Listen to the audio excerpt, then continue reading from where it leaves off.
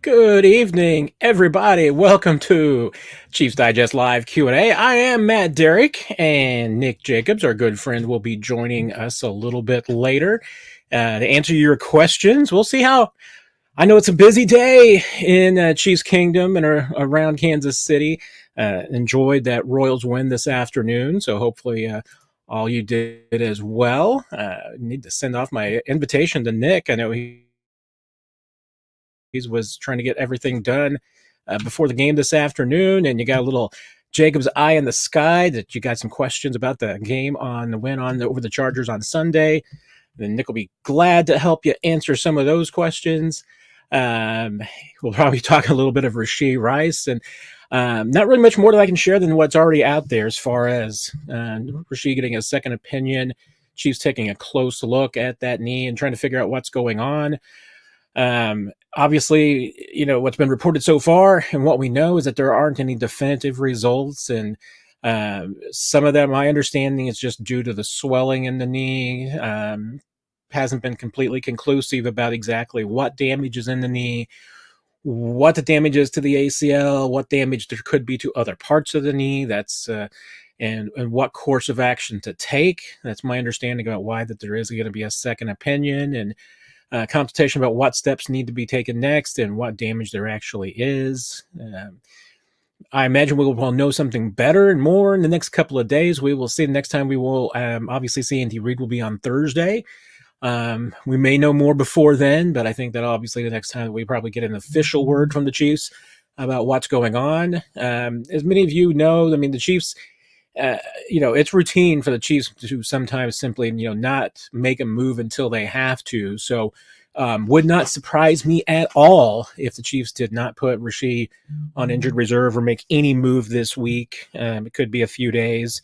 So we'll see what happens there. I wouldn't be surprised if they did a practice squad elevation this week for Rashee, but I'm not expecting any dramatic action. I think that regardless of what ends up being the outcome with Rashee, the Chiefs are going to be pretty measured in how they move going forward. Nothing drastic. They do have some time on their hands to be able to make a decision. The bye week after the Saints game Monday night obviously buys the Chiefs a little bit of time.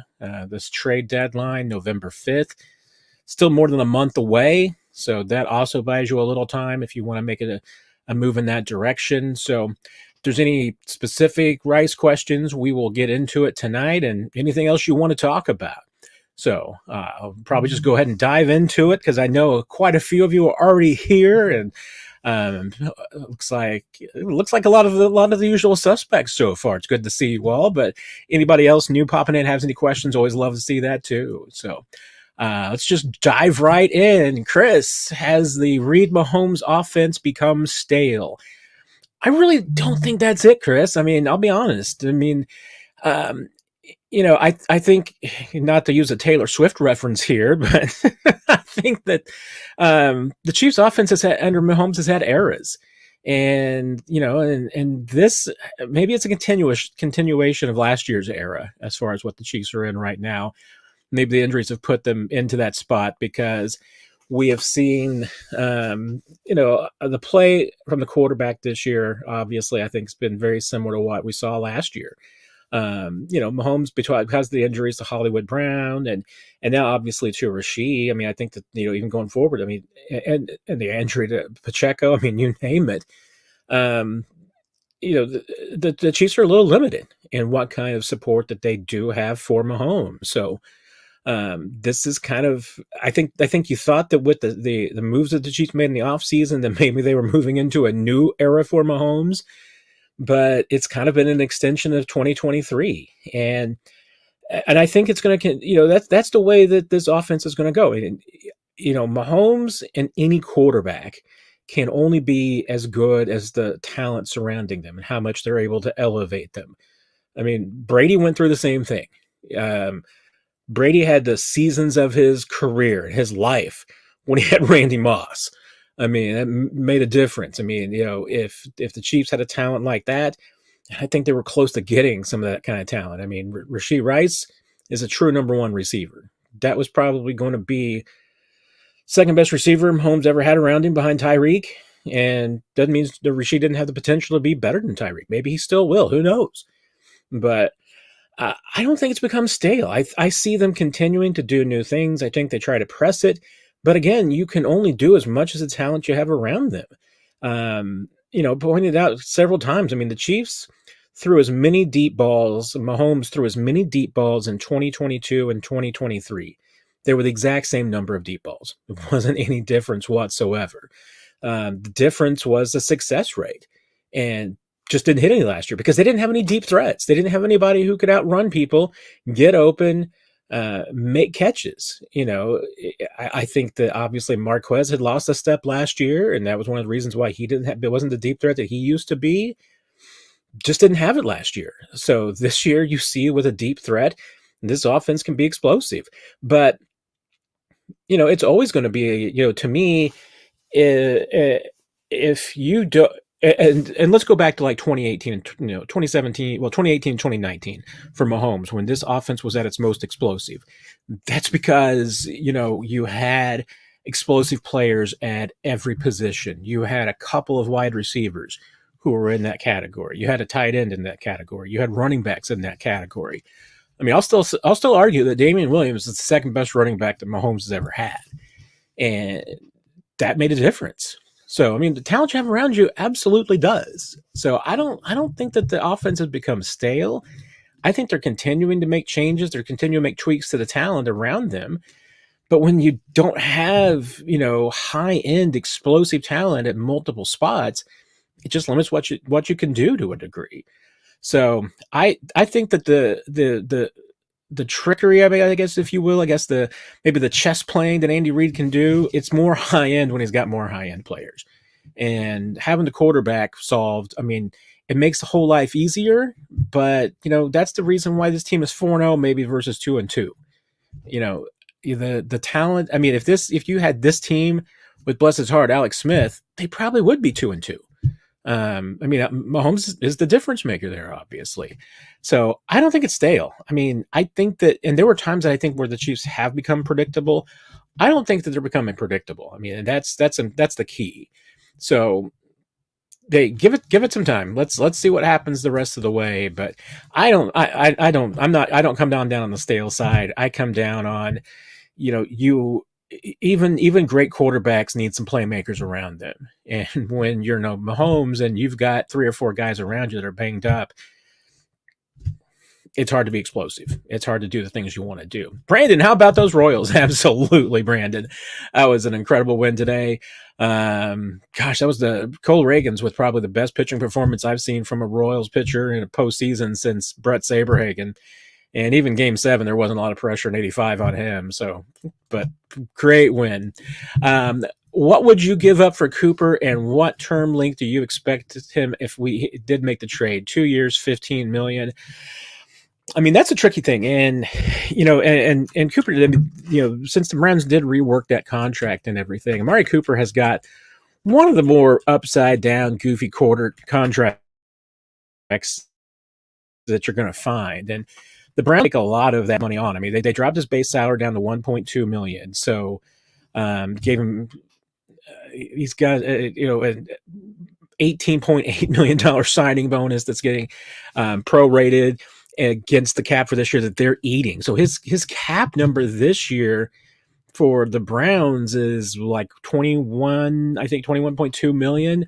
Might be even more than that with some, money from, that's some dead money. But that 1.2 million salary makes him incredibly available.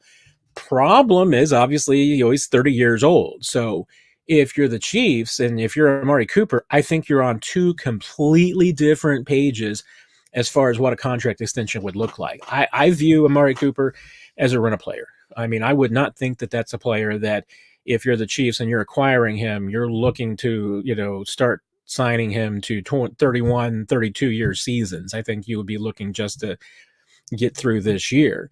But I'm not even 100% convinced that the Chiefs are in the market for Amari Cooper. I think that they would, at this point, I think they're going to take a wait-and-see attitude, just to wait and see what happens over the next couple of weeks, see what is really the case with Rashid, if there's any chance whatsoever that he could come back during this season. If that's the case, I think that changes your equation a little bit. Obviously, if you're the Chiefs, you're hoping that Hollywood maybe can come back in the postseason and give you a little something. I mean, I think that's going to be very, very difficult. But if it's still a possibility that you're thinking that that's a guy that can give you some help in January and February, that changes your equation. To me, there's a lot of, I don't want to say red flags, so maybe they're the beige flags. Is that what we're calling them these days? There's some minor flags with Amari Cooper. I mean, age is obviously one. The fact that this would be his fourth team is obviously one. What would the Browns want in return? I mean, I think a third rounder would probably be about the max that I would be willing to give up for a rent a player like that. Would that be enough? I mean, I would think for the Browns situation, and I mean, if the Browns haven't waved the white flag yet, I mean, I think they should. I mean, I think that they're close to just giving up. They should be in that situation. But that's the other problem too, is that a lot of teams with these, receivers are, going to need to be out of the race. And I'm just not sure how many are giving up on their situations yet. So we'll see about that. But I'll be honest. I mean, and I'm curious what maybe some of you all think as well on Cooper. I just wouldn't want to sign him beyond this season. I mean, he would just be a true rent-a-player for me.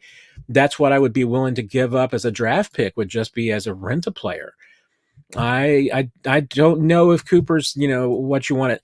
And that's the other thing too. I mean, and I will say this is going to be a factor for the Chiefs. Absolutely 100%. Is that they're going to take into consideration, what a player is going to bring to the locker room and to this group, because they feel like they've got the chemistry, they've got the locker room to obviously three-peat. They've built the team to do that. They don't want anybody coming in that's going to disrupt that. And I'm not saying that Amari Cooper would do that. I'm just saying that with any player, that's going to be a part of the conversation is this a player who's going to fit into this locker room, who's going to be a good presence, who's going to be a good teammate, all of that. The Chiefs are going to investigate that. They're going to vet anybody who's going to be coming in for those kind of factors. And if they have a concern to any one of these guys that, wouldn't be a locker room fit, they're going to pass on him. So, and that's not to say, like I said, that's not a judgment on Amari Cooper. I have no idea whether he'd be a good locker room fit or not. I just know, fourth team would be, like I said, a flag for me to at least investigate. So, Luttrell, is it time to fantasy GM yet? When is Eddie Kinnison coming out of retirement? I loved Eddie Kinnison. So, hey, that's exactly the kind of player that probably Chiefs need right now. Who is Eddie Kinnison? I mean, Luttrell, there's, and I see, did Veach damage his phone in hand when he pounded the desk on the Sky Moore drop? I will drop a little thing here, because I was actually having a conversation with a couple of people last week about personnel people in the press box, and on the road, the Chiefs press box, where they set up the visitors, media and the personnel and the front office people are sitting pretty close together. Usually, like the Chiefs personnel people on the road might be in like the row behind us, or but in the same box and everything. They kind of put all the visitor media and team people all in the same area, as opposed to Arrowhead. The personnel. I mean, some of the execs in Kansas City for home games are in a suite, another part of the building. But the ones who are, way far away from where like us beat writers are, they're much closer to the, actually the road media and some of the more casual, Kansas City media are a couple of rows away. But I've never seen, the Chiefs, I've never seen Brett Veach get too animated. I've always said that the person I've always seen that was the most animated whatsoever was Ballard, in Indianapolis. He's always been the one that's been the most animated to me of any front office people that I've seen in the press box. But Veach doesn't get too animated, and I was not in LA this past weekend, so I don't know if he got too upset. But as far as your fantasy GMing, Luttrell, I expect that, I've heard just about every name in the book this week rumored for the Chiefs to be interested in, as far as bringing in a receiver. So if you can bring up somebody who has not been rumored, I'll be impressed, because at this point I probably have heard a couple of dozen names that the Chiefs should be interested in. Some that I think are serious, some that are probably not, some that are possibilities, some that I think are dreams. Um, what was Kevin says? Browns media has said anyone but the Chiefs for Cooper. They will not allow the Chiefs to be helped to another Super Bowl.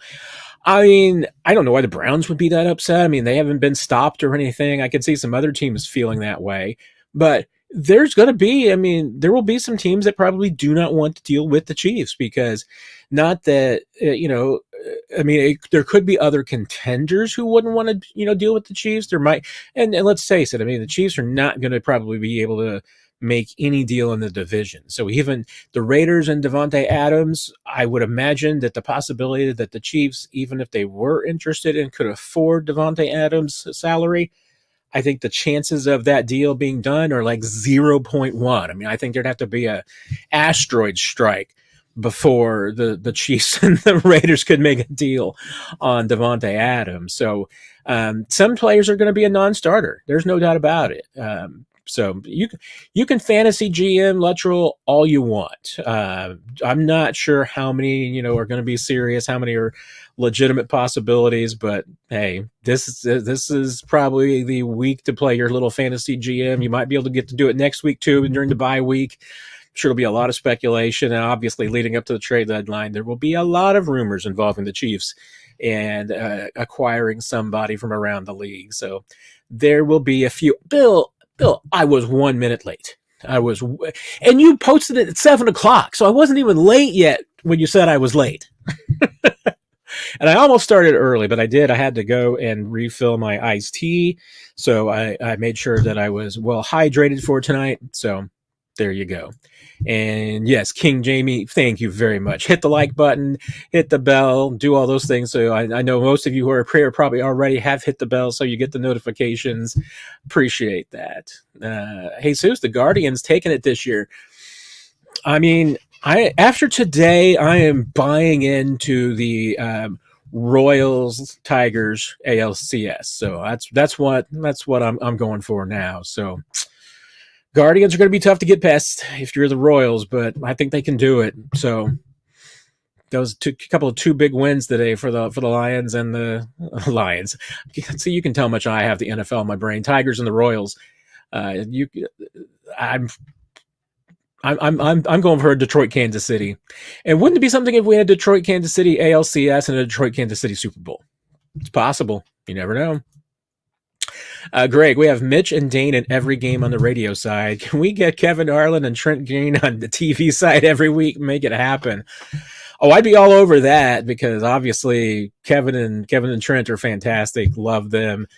They're great on Chiefs games. Obviously know the team extremely well. Would love that, but no, CBS is going to go with their number one team. So and you'll probably, I would guess you probably get, Kevin and Trent on a couple of Chiefs games down the road. But you're going to get Jim Nantz and Tony Romo a lot, because that's CBS's number one team. And when the Chiefs are getting 30 million people watching them, they're going to get the number one team. So it's going to be, there's a couple of games. We'll see who ends up doing the Chiefs Panthers game. That could be, probably won't be the lead team for, it might be a Fox game. I can't remember for sure now that they've jumbled up which networks get which games. But I imagine we might see Kevin and Trent on a broadcast at some point this season. I would like to see that, obviously.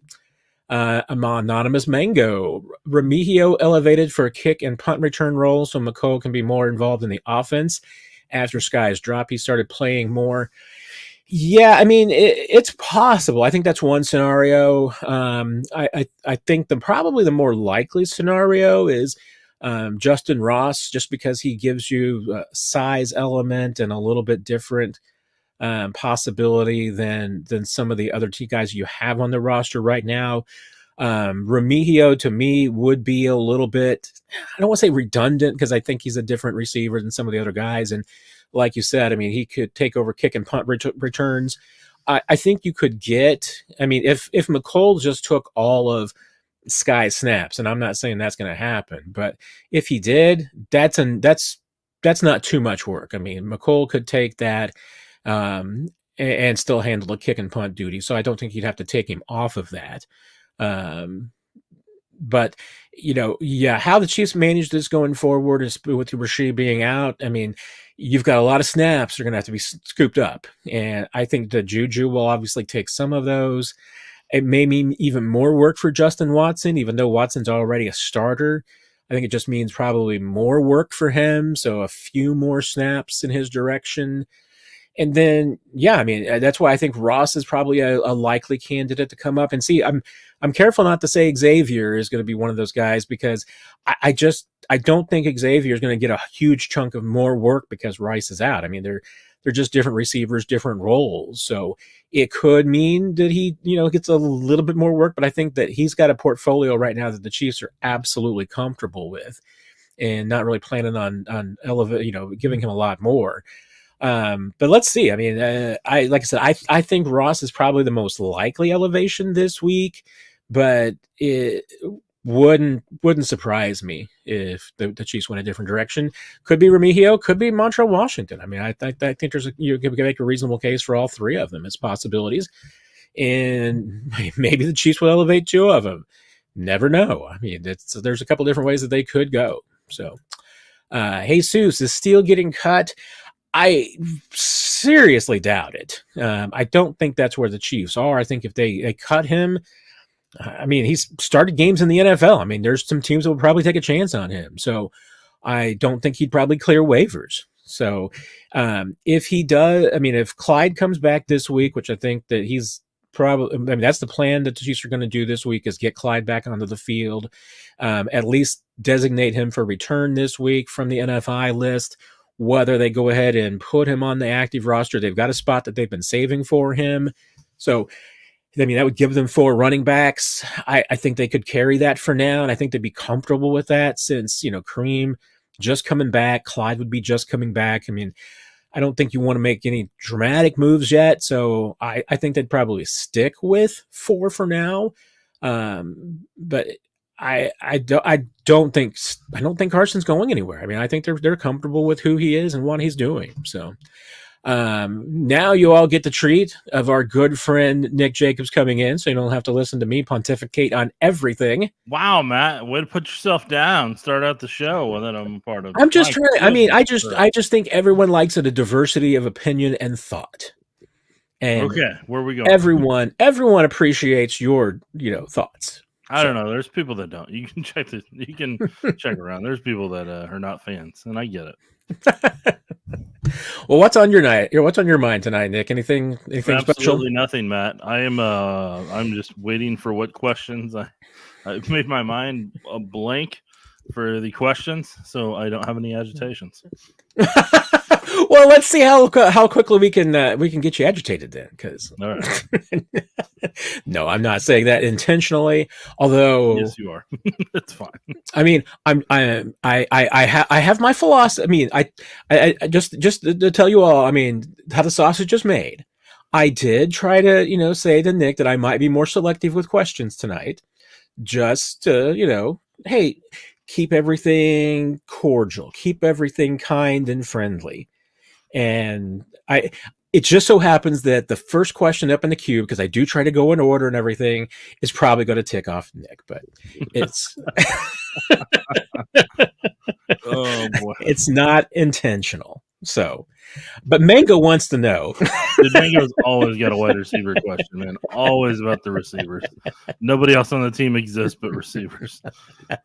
Do you think it's realistic the Chiefs trade for a receiver? And if so, who are your top 2 realistic candidates? I know one. I know your favorite candidate. I don't know if that's your most realistic candidate. Who's my favorite candidate there, Matt? Your favorite candidate would be DK Metcalf. Yeah, no, I would love DK Metcalf, but the Seahawks aren't doing that one, so you don't have to worry about it. Exactly. That's why it's probably not realistic, because the silly Seahawks keep winning. Well, not last night, but they're 3-1. Well, and he's also their number 1 receiver. There's that. And they're not giving up yet. No, they're not going to. They're building a foundation there, so they're going to have him around for quite some time. Now, the production that Rice was bringing to you, the athletic ability and the size he was bringing to you, the only player I think in the league that has those similarities across the board is DK Metcalf. Do I think the Chiefs are going to be able to get DK Metcalf? No, not a chance. No, I mean, I don't think that the Seahawks have any interest in any way, shape, or form, nor should they, to do something like that or to make a move like that. I don't know. I'll be honest. I don't know what would be considered a realistic wide receiver, because what people want at receiver, I just don't anticipate coming here. And if I'm in the Chiefs' shoes, I'm not spending over a 4th round pick for a wide receiver to come here for potentially a year. So these trades that you see, they're like, oh, you do it for a second, do it for one of the thirds. No, don't. You need those. You're trying to build next year's team. Now, if you want to do a 4th or later, okay, because you could still make that back by trading down either with your 1st, 2nd, or 3rd round picks.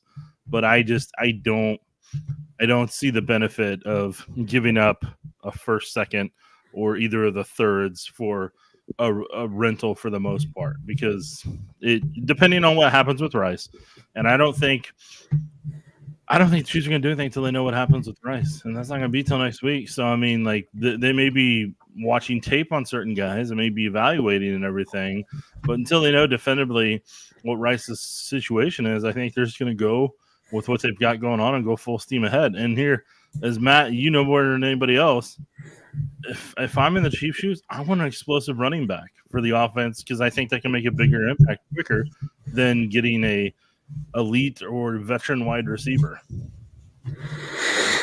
Yeah, and I'll wait and see if anybody asks about running back later before I really start, annoying everybody. But I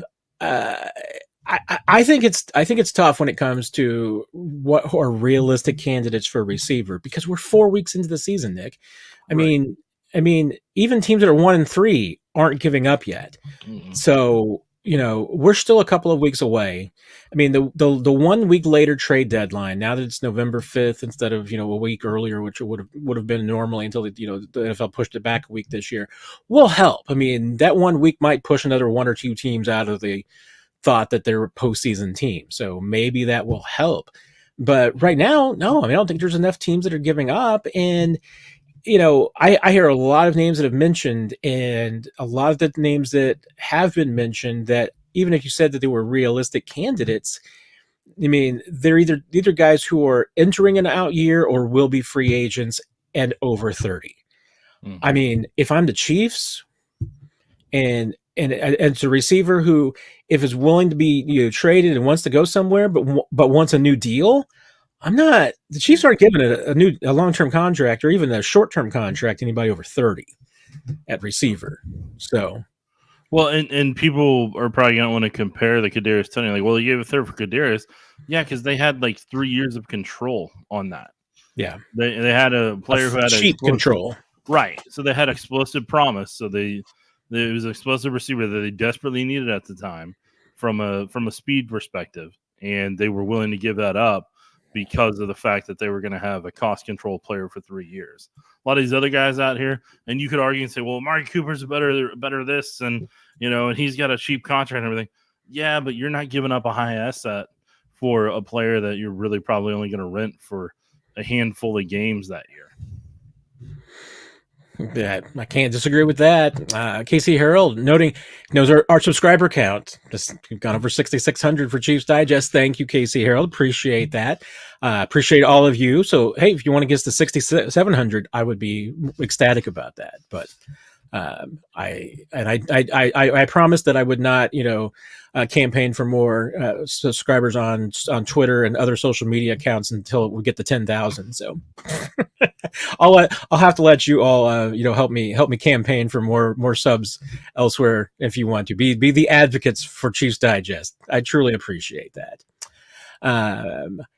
Mango, I'm probably going to come back to you, but I'm just going to spread the wealth and give some other people some questions and some opportunities here. But you don't want to answer his next wide receiver question? We can if you want to. I mean, let's hit Matt. So maybe we can even bring in Mango's question as a part of this. So, what is the silliest wide receiver to the Chiefs rumor you've heard so far?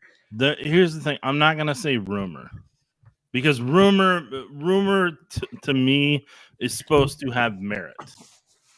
Let me put that out there. So, like, just because somebody tweets something out, or I don't know, maybe somebody writes an article for clicks and tries to pull a Tyreek Hill Chiefs trade out of thin air to get clicks for their website, that doesn't make it a rumor. Like, that's the thing. People recklessly use the word rumor, and they're like, "Well, have you heard that rumor?" No, but I saw somebody randomly tweet something out. There's a difference between rumors and speculation. Speculation is just kind of completely made up nonsense. Rumor could actually have something behind it. Rumors like, you've heard something. Okay, well, maybe that's possible. I mean, I haven't heard a rumor about Tyreek Hill to the Chiefs. Is there someone speculating it out there? Sure. Yeah, and it's your favorite pal. Oh, no. Oh, God. You supposedly wrote an article about it. I haven't gone to check. Oh, of course. Of course he did. But anyways. Goodness. But probably going to write about Jerry Rice coming out of retirement to go to the Chiefs next. You never know if he gets the clicks. But anyways. It's all about the clicks, baby. For that person it is. But anyways, I guess that would be the most outlandish speculation or whatever the heck. That would be the most outlandish, yes. Yeah, the guy who just got a brand new deal somehow going to be moved to his former team where he didn't exactly leave on the greatest of terms, and he continued to, I don't know, say things about remake history from what the reality was. It had to be seen. But whatever. Anyways, I'm done with that one. I will. The one that I would probably say is the silliest rumor. Yeah. Because there's no smoke with Tyreek. That's just wild speculation. That's never going to happen. By the way, I mean, I guess the silliest one to me would probably be, because I have heard the Devontae Adams, rumor. There's probably zero conversation about that because. I mean, once it goes back to Chiefs aren't giving a ton of money to a receiver over 30. I mean, if that was their plan, once again, they wouldn't have ever let go of Tyreek. They would have gone ahead and signed him up. And Andy Reid pretty much shut the door on a lot of people on Monday when he talked about the fact that, if they're going to bring a receiver in midseason that they think can make an impact, then it needs to be somebody who's familiar with the offense. I mean, I think that, and that's once again, the difference between now and Kadarius Toney was because he had multiple years of team control after that. And that's what they traded for all along. Right. They did not make that trade for Kadarius Toney because they were excited about what he could do that year. They made that trade because they thought, hey, we think this is a guy who can be helpful for us next couple of years down the road. And if he gives us anything this season, that's gravy. I mean, if you're talking about a player coming in and helping you when you need help because, you're down your top two receivers going into the season, I mean, you're limiting yourself to people who are familiar with the offense. And that's why, I say, if the Chiefs do, I think it's somebody that has either would have played for the Chiefs before in the past or has played in a very, very similar offense where maybe it's only the terminology.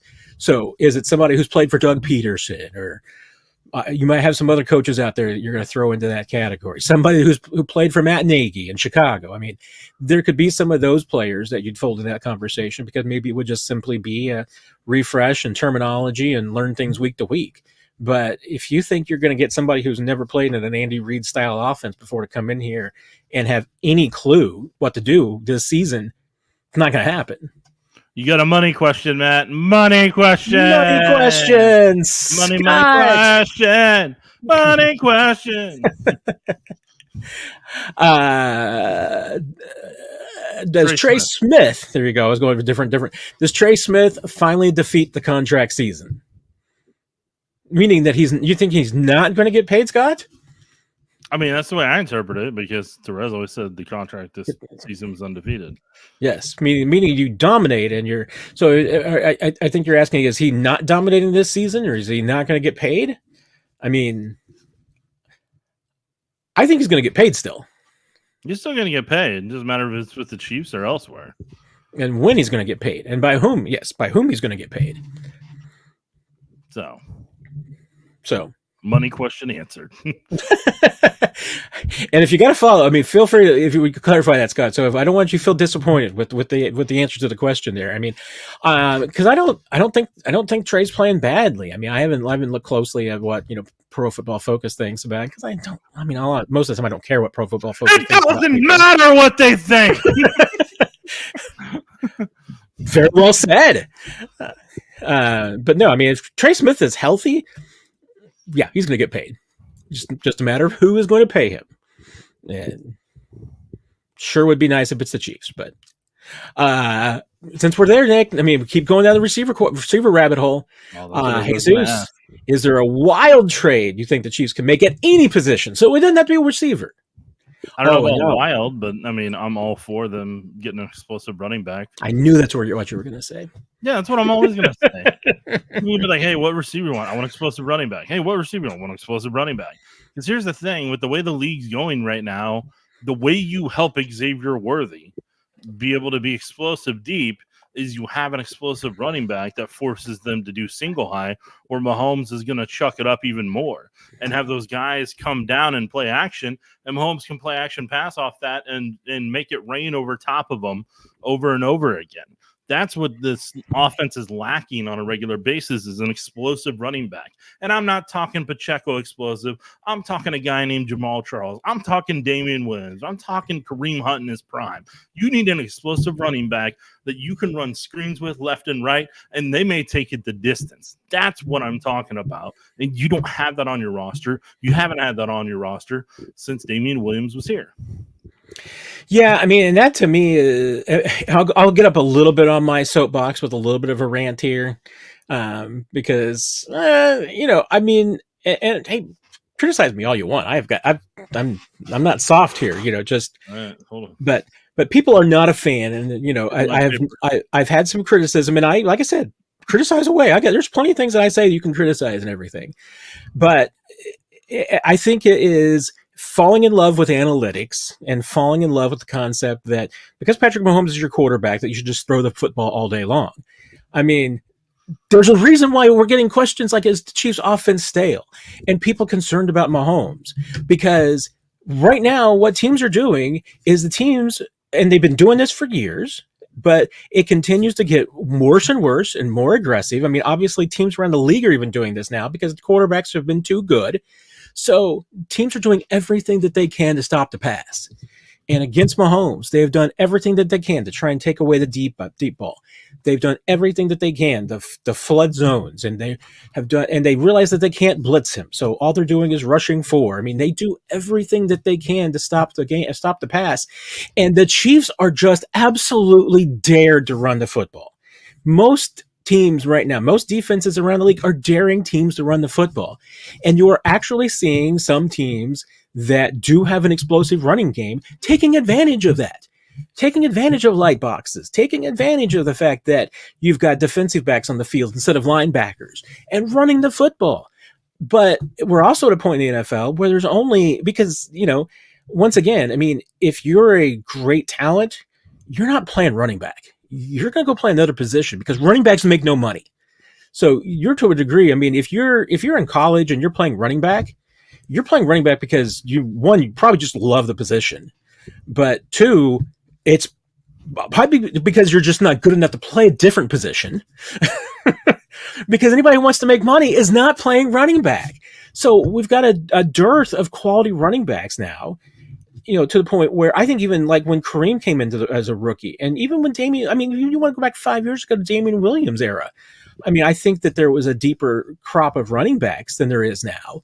But there's just there's a handful of running backs who are elite, explosive players. And if the Chiefs had one of them, their offense would be unstoppable.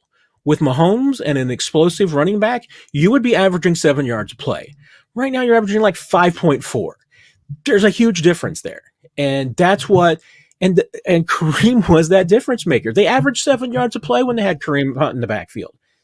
I mean, if you had Kareem Hunt in 2018, this team would probably be averaging 7 yards a play right now because they got the quarterback. You just need that one little piece, because if you had the ability to, rack up huge yards on the ground and the teams actually had to defend against that, it would make passing even more effective.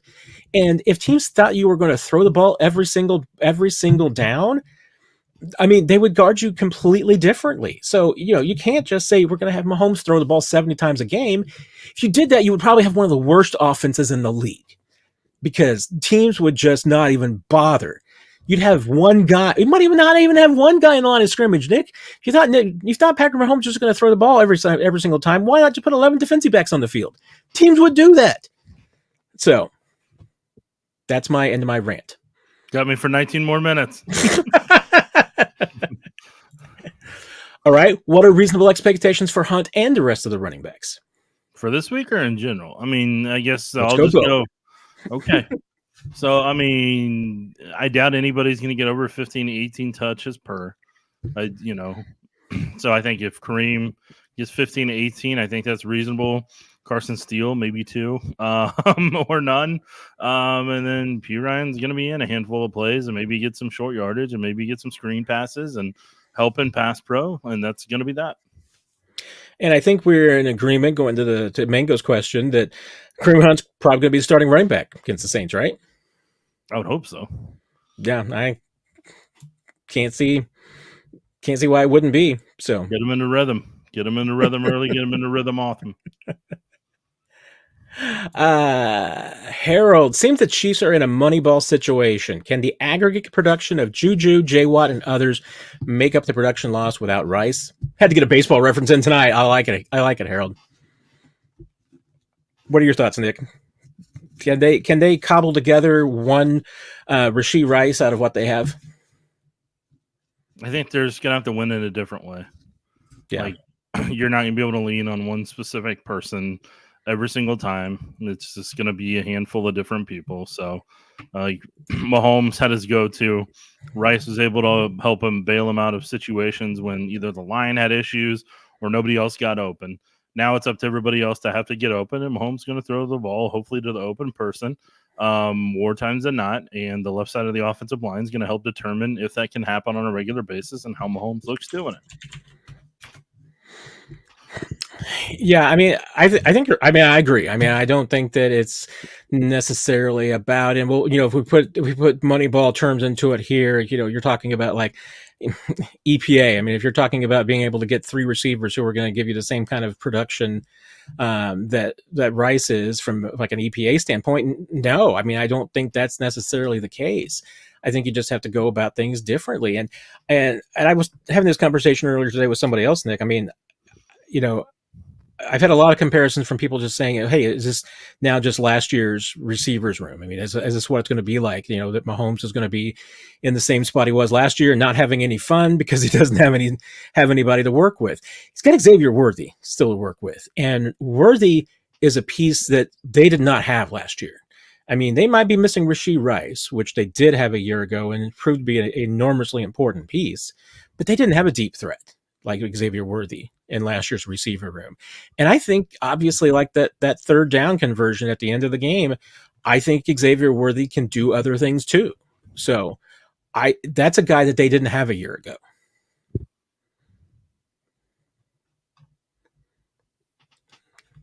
I'm just go ahead and ask now, Nick. We're going to go back to Vermango.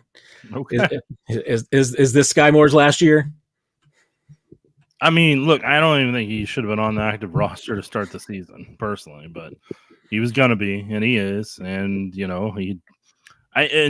what I'm gonna say. I take issue with people saying that he had a drop in that game on that third down that he dropped the pass. He didn't even get his hands on it. He didn't even grab it. It just went through his hand. So like that, a drop to me at least means you actually grasp it. So normal one thing is a receiver. You got to catch the ball, and he's struggling with that. So I mean, I don't know what to tell you at this point. Yeah, I mean, if you look at it from just a competition standpoint, I mean, I do think if you look at that, I mean, Sky Moore barely made the team this year. He was in one of those last final spots. The Chiefs are probably going to draft a receiver next year. I would imagine seems like they're in a consistent pattern here of trying to, go out and get a rookie receiver every year, whether it's going to draft or maybe undrafted. I mean, they're going to invest in that position. And I mean, depending on what happens with Hollywood Brown, they may get a free agent receiver as well. I mean, they're going to put multiple bodies in that position group every single year. So to me, the competition for Sky Moore is going to be even tougher next year. That's why I think that there's a possibility that this could be his last year, because I think it's just going to, I mean, the competition is going to be even tougher than it was this year, and he barely made the team this year. So why hasn't McColl gotten more opportunities in this year's offense, Nick? Because McColl's Worthy's backup. That's what I was going to say. McColl's Worthy's backup. So unless you're wishing for Xavier Worthy to get hurt, you hope McColl stays on the sidelines, plain and simple. McColl's there to draw safeties away. That's what he was supposed to be at points last year. That's what he would be this year if he's out there. But they have this guy called Xavier Worthy they spent our first-round pick on that they're trying to create the chemistry with. So McColl can catch punts or catch kick returns and have a great seat on the sidelines. Yeah, I mean, McColl to me is I mean, he is the complement to Worthy in both ways, in that he is there to make sure that you don't have to use Worthy on special teams, because if McColl wasn't returning punts, Worthy probably would be. And if Worthy gets banged up, in a game, misses a game or two, McColl is your plug and play. I mean, it's not going to give you the same production necessarily, be able to do the same things, but you can go in and he's going to be able to do the exact same things, run the exact same routes. You don't have to change your offense dramatically for McColl instead of Worthy. So they complement each other well. So Remigio or Ross? What do you think, Nick? I think either one of them help out. Okay, that's a different question. Well, then answer that one. Just thoughts on bringing up Remigio and Rice. I wouldn't be surprised if Ross is the one, because he gives you a chance to throw some jump balls up there. Remigio would be more of a work over the middle type of guy, if that's the person Mahomes felt more comfortable working with in the weeks ahead. Yeah, I mean, obviously they're different receivers, so I think they give you a little bit different flavor. But yep. I said the exact same thing before you got here. I agree. I mean, I think Ross would probably be my choice, just because he is a different receiver. He doesn't necessarily do the same things that Rice can do, but he's a big guy with size that you could just throw some jump balls to, some back shoulder balls.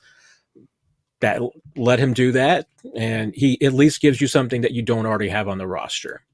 I kind of shared my thoughts on where we were with the Rice injury. Nick, is there anything that you want to share as far as what you know and you've heard and seen, as comments on just what we know so far about Rice and his injury, and are we just getting way too ahead of ourselves on writing his 2024 obituary and moving on? We'll see what happens next week, but the longer things go without news, the better. That is generally the case. And so I know this is the other thing you were hoping to talk about, Nick. Opinion on Felix Anudike-Uzomah in the last game for Gabo. He played better than expected. So here's the first thing I'm going to say. Chargers had backup offensive tackles out there. So that's number one. Wouldn't going up against Rashawn Slater or Joe Alt. There's that. Second thing is, the plays he has made for the most part have been because either Chris Jones or Tershawn Wharton are taking on the blocks, so he can just utilize his speed to get around the blocks. He's not having to disengage from the blocks. He's not having to defeat the blocks. He's just running around other people occupying double teams. Yeah, I mean, it was a pretty much ideal situation for Felix. I mean, he was able to kind of play where he's the most comfortable, and he had some, easier matchups than he's had, and he took advantage of it. I mean, it was his first, starting game. I mean, it was, a great opportunity for him. He succeeded. Let's just see what happens going forward.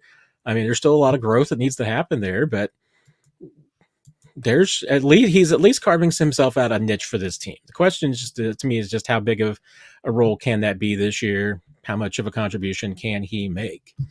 Kyle wants to know about Hunter Renfrow, and I'm assuming the receiver and not the Royals outfielder. Yeah, the receiver is out on the free agent market. He's not anywhere. Would you bring him in?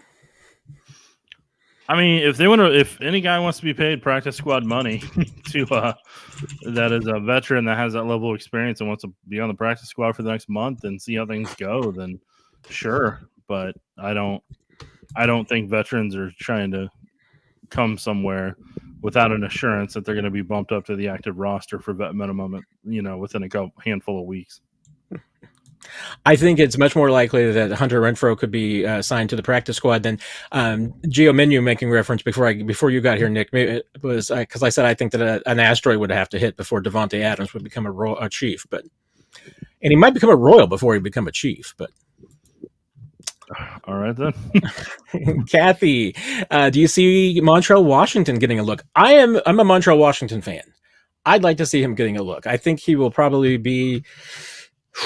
I mean, I think there's a chance he might be the second choice behind Ross, just simply because if you did go with Washington, I think you're saying, okay, McColl's going to get a bigger role. Washington's going to be the guy that you're going to plug in as your special teams, your return specialist. I think he'd probably get a shot before Remigio, simply because, I mean, the Chiefs want reliability.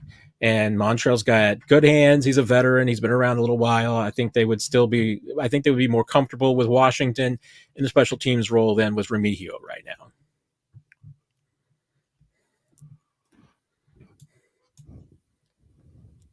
now. For Justin, I mean, I think Chiefs are going to take some time before they put Rashee Rice on the injured reserve, don't you, Nick? Yeah, I don't think you'll have an answer until next week. Till middle next week, late next week. I think you'll have your answer on what his injury is, what they do, and where they go. I like this one. Is there a reason why Demarcus Robinson isn't mentioned as a trade target? Yeah, because he's being productive for the Rams right now. They're not getting rid of that while they're still trying to win. I thought it was very curious to me that Peter Schrager put Cooper Kupp out there as a trade target above Demarcus Robinson, because I think Mark Demarcus would be the much more logical candidate. That if the Rams got into trade mode, I can't imagine them getting rid of either one of them right now, because I think they're trying to make the playoffs. But I mean, Demarcus would be a better fit. Hey, you gotta do people favors sometimes and put names out there to try to generate interest. Doctor Who, would they ever drop Sky down and bring in both Remigio and Ross or something like that? I mean, I think they would have done that in August if that's what they're going to do.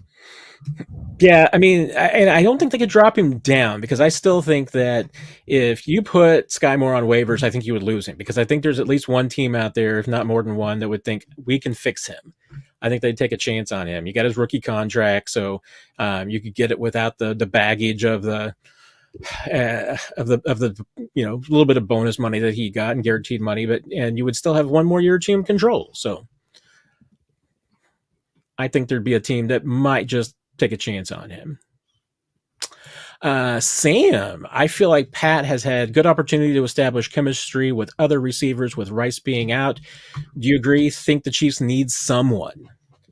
I mean, it's going to shorten the bench, Nick. So this, in theory, should help out with the chemistry with the other guys, right? It's going to have to if they're going to win football games. Plain and simple.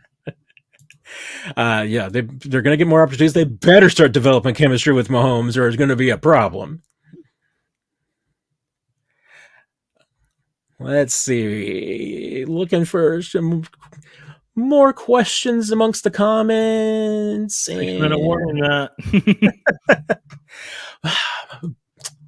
Brenda's telling me there's some jerks in the chat. So if there's some jerks, don't be a jerk. We will have to have some discipline here. So let's all chill out, folks. You see any good questions, Nick? You want to go to? You're probably ahead of me. It's your show. I'm just here for 5 more minutes. All right, then. Des, think the Chiefs could pry away Jackson Smith and Jiba from the Seattle, or Jalen Hyatt from the Giants? Jalen Hyatt was also on Peter Schrager's rumor list. So if you get Hyatt, you're getting part of what Valdez-Scantling was. You're just putting another backup for Hyatt. You're putting another backup behind Worthy to do the same thing, to where Hyatt's just going to run deep pass, clear out the safety. You already have 2 of those guys on this roster right now that are still technically healthy. And Jackson's not going anywhere because he's their long-term future at wide receiver after DK Metcalf. So no. Yeah, I mean, Jackson Smith, is I mean, Seattle's not given up yet, so I just can't see that being an option. And Hyatt, I mean, I'm the same way. I mean, he was rumored to be a candidate possibly for the Chiefs coming out of the draft, and I feel like what he's done with New York so far. I mean, I think you just kind of say, okay, bullet dodged. I mean, it's I that's the way. I mean, that's why the receiver position is. It is boom or bust. I mean, very rarely do you get a receiver who just completely flames out with one team that puts it all together. I get, like I just said, that there's going to be some teams that think that they can fix Sky Moore. I think when you're trying to three-peat, you're not looking for fixer-upper opportunities. I think you're looking for who can help you now. So I don't know if that was one. The only reason I would say that you would acquire a player like a Hyatt would be that if you think that that's the guy that can help you next year, because I don't think it's a guy that's going to help you this year. We're gonna go to the question next, but Timothy, what running back out there, Nick, would help the Chiefs? Oh, don't worry. People keep asking that down there because they demand their answers right now. First one I would be trying to go after is Chuba Hubbard from the Panthers to see what he would be available for, what he could potentially do if they get into fire sale mode. I mean, Miles Sanders, you could try. It's not, top of my list in that regard. Next one that I would at least attempt to check in on for the most part would be, let's see here. I had him down here on a list. I would call the Cowboys about Deuce Vaughn, see what's available on that front. I doubt Jerry's going to trade him away, but I would at least check in on that. Let the Jaguars fail a whole bunch more. And then the first person I'd be calling about would be Tank Bigsby, see if they would be interested in doing that. He's got a cheap contract, and I would be trying – Tank would actually be – him and Chuba Hubbard would be the two top ones that I would be beyond interested in, trying to see if you could get them in any way, shape, or form. Then the next one I'd be calling about when the Dolphins continue to tailspin, would they be interested in A-Chain, or would Jalen Wright be of interest to at least check on? And then when the Jets fall apart here in a handful of weeks, I doubt they would do it, but you still call about it. You see if Breece Hall would potentially be available because they're not using him correctly anyways. So, I mean, are any of those realistic? Who knows? But you know what? Good general managers call about all those guys and they check on them and see what the rate is. Because guess what? Even if you don't trade for those people, you write it in your notes and you find out how much they value that player. Because if they tell you, well, we would sure do that, but it would probably take a second. Then you write that down. And then in a couple of years, you see if they still will sign that player to a long-term contract or not. And this goes for every position, not just running back, but every position. You take notes on that, and then you find out how much they value that, because then you can be like, okay, they value them in a second there. Let's see in a couple of years when the guy comes up in free agency. Oh, they didn't pay him? That's weird. So what happened that they didn't pay him? And then you kind of have – you take little facts from other general managers to see what they value, how they value it, and then also kind of what – for each time you call about, say hypothetically about the receivers and everything, and you find out what they want for, this wide receiver, that wide receiver, then that helps you also come draft day about, okay, this is probably what they're going to request in return for a player of that caliber who they would have 4 years of cost control over versus this guy that they currently have 1 year cost control and they ask for this asking price. So that's why good general managers and some of the best general managers will call about anybody and everybody just so that they can go on fact-finding missions to find out what a team values and what that general manager, if that general manager lives in the real world or if they live in make-believe land, and you know that you're going to have a different person in that spot in a couple of years. Yeah, and that brings up, I mean, KC Chiefs 12 brings up an interesting question to me, because we've kind of talked about, I mean, I think we've been talking about a little bit about this and kind of around it. National media is convinced the Chiefs need to make a trade for a receiver. What does the local media believe? I mean, I do get the sense that there's national reporters are going to look at the situation, especially because they're looking at it from a 30,000, point view. I mean, they're just looking at Chiefs have a hole, Rashee Rice. How are they going to fill it? They need to go make a trade. I mean, when you see what this team is doing, day to day, when you hear, what they're looking for, when you look into the specifics of their cap situation, it doesn't make sense necessarily for the Chiefs to just go out there and make some of the trades that are being bantered about. I mean, that's why I think that, and we've seen this before. I mean, there's plenty of times, and let's face it, every time that a big name player of any sort, especially a receiver, gets rumored to be available, I mean, there's a reason why the Chiefs are connected to every single one of them, whether it's via trade or free agency. I mean, national media has a tendency to just connect everybody to the Chiefs eventually. I mean, that's just not always the case. So, all right, Nick, do you got time for one more, or You got one more. one more? Do you got one you want it to be? No, I don't care. They're all going to be about wide receiver or Mahomes or Felix Anudike, Uzama. See, I was trying to find one that was not any of the above, but good luck to you. That is kind of tough. I literally told you earlier today on the phone that's what it was going to be. Yes, you did, and I didn't. I don't know Chiefs Kingdom, Matt. You do know Chiefs Kingdom. Gosh. Well, and it also might be because those two numbskulls were driving everybody out, and I apologize for that. They've been placed in timeout, so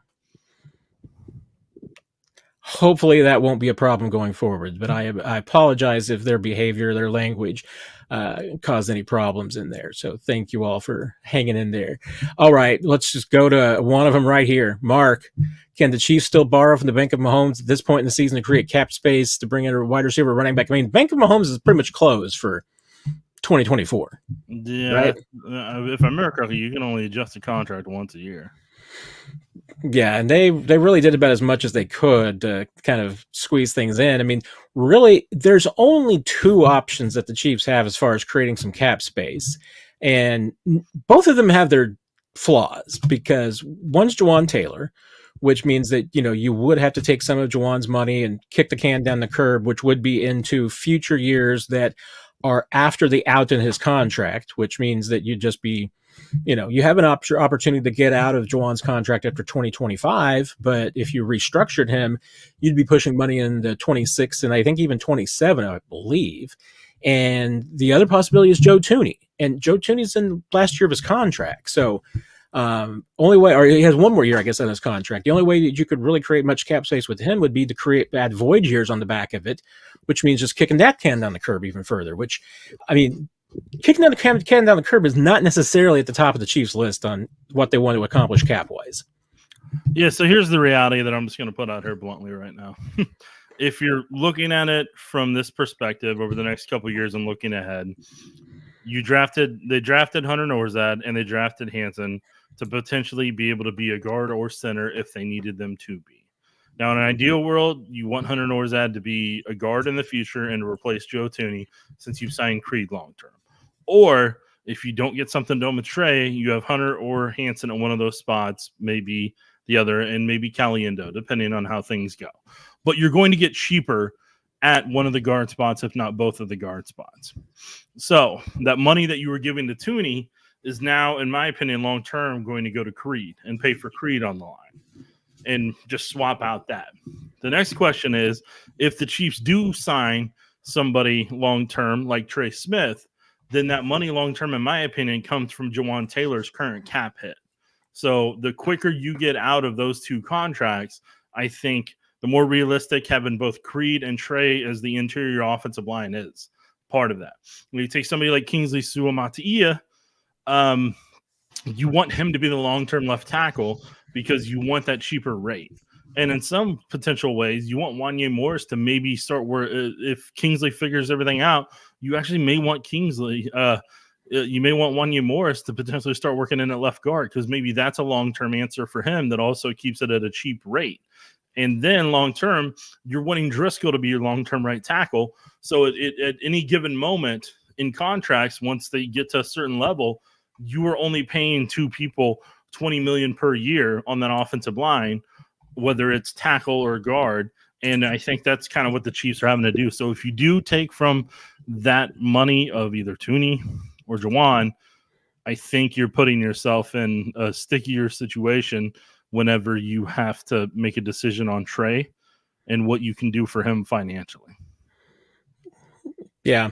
I mean, there's no really ideal solutions for the Chiefs when it comes to creating cap space. It's always a possibility, but it's just always there's trade-offs. I mean, and it would certainly create some trade-offs that Chiefs aren't exactly in favor of. So I mean, I know they would love to break things up a little bit. I'm trying to remember.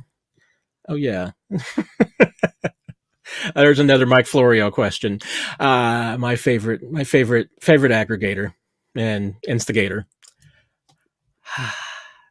But and I'm not going to put this question up because my Florio questions or my Florio comments are quite well known. I mean, let's face it, there is some legitimacy to it. If Rashee Rice is going to be out physically for an extended period of time, I mean, yes, would it make sense for Rashee Rice off the field to plea bargain and get his case wrapped up so that the NFL could perhaps expedite a suspension and he serve it while he's on IR? Sure, it would make a ton of sense. Wouldn't be the first time that that's happened. I mean, players and teams have gamed the system when it comes to suspensions plenty of times. Chiefs did it with Charles Omenihu last year because his contract was designed when he signed as a free agent for the Chiefs because both sides, everybody knew he was going to be suspended for the off the field incident that involved him. His contract was created so that his base salary last year was the bare minimum, so that when he was suspended 6 games, it didn't cost him very much money. So hey, and the Chiefs I'm trying to remember who it was, Nick. Oh, Jerry and Ely. Jerry and Ely served the suspension while he was on practice squad injured reserve. So, I mean, it happens. But I need to let you go, Nick. I know you got things to do. All I got to say for that, the suggestion that you were just referencing, that is what I call click, click, click, click, click, click, click, click, click, click, click. It is clickbait material at its best. Bye. Nick, thank you very much, as always, for stopping by. Have a great evening. Bye. Take care, friend. So I'll stick around. I will continue to answer questions. Sorry, you won't be able to get Nick's thoughts as well. And yeah, sorry about those 2 jerks in the comments section. I took advantage of the fact that I have a one-track mind, and I try not to get too distracted looking down the road. And because I know as I get older and older, I can't read and talk at the same time. So I was having a hard time there monitoring everything. So I appreciate Brenda. Thank you for bringing that to my attention, and some of the others. Sorry that interrupted everybody's evening. But finally made a live stream. Ignore the negative comments, guys. Nick, you're the yin to match yang. You have good, unique perspectives. I appreciate that, bud. Thank you very much for the kind words there.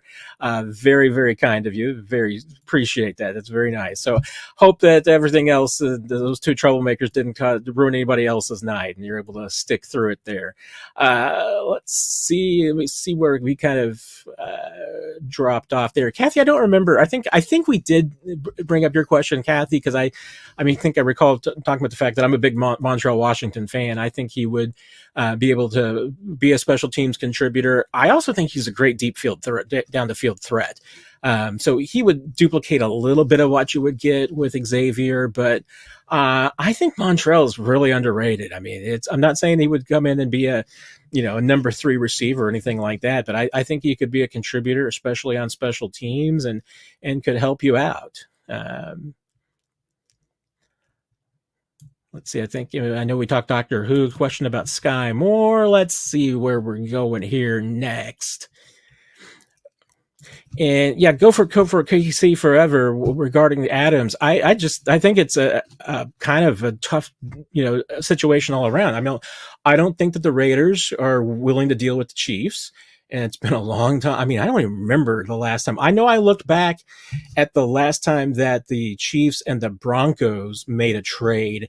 And my recollection when I looked back at that they hadn't made a trade since at least 1994. And it was going beyond that. I mean, I couldn't find one in the last 30 years. And I think the Raiders is pretty similar. I mean, unless anybody else can remember a trade, I'd go back and look it up and see if there's been one. But there's just not usually those divisional trades, and especially with a team like the Raiders. And then you add on what the Raiders say that they want, which is a second round plus. Now, I know some people are going to say that that's all that the Raiders would need is a second rounder. I don't think the Chiefs are willing to give it up the second rounder.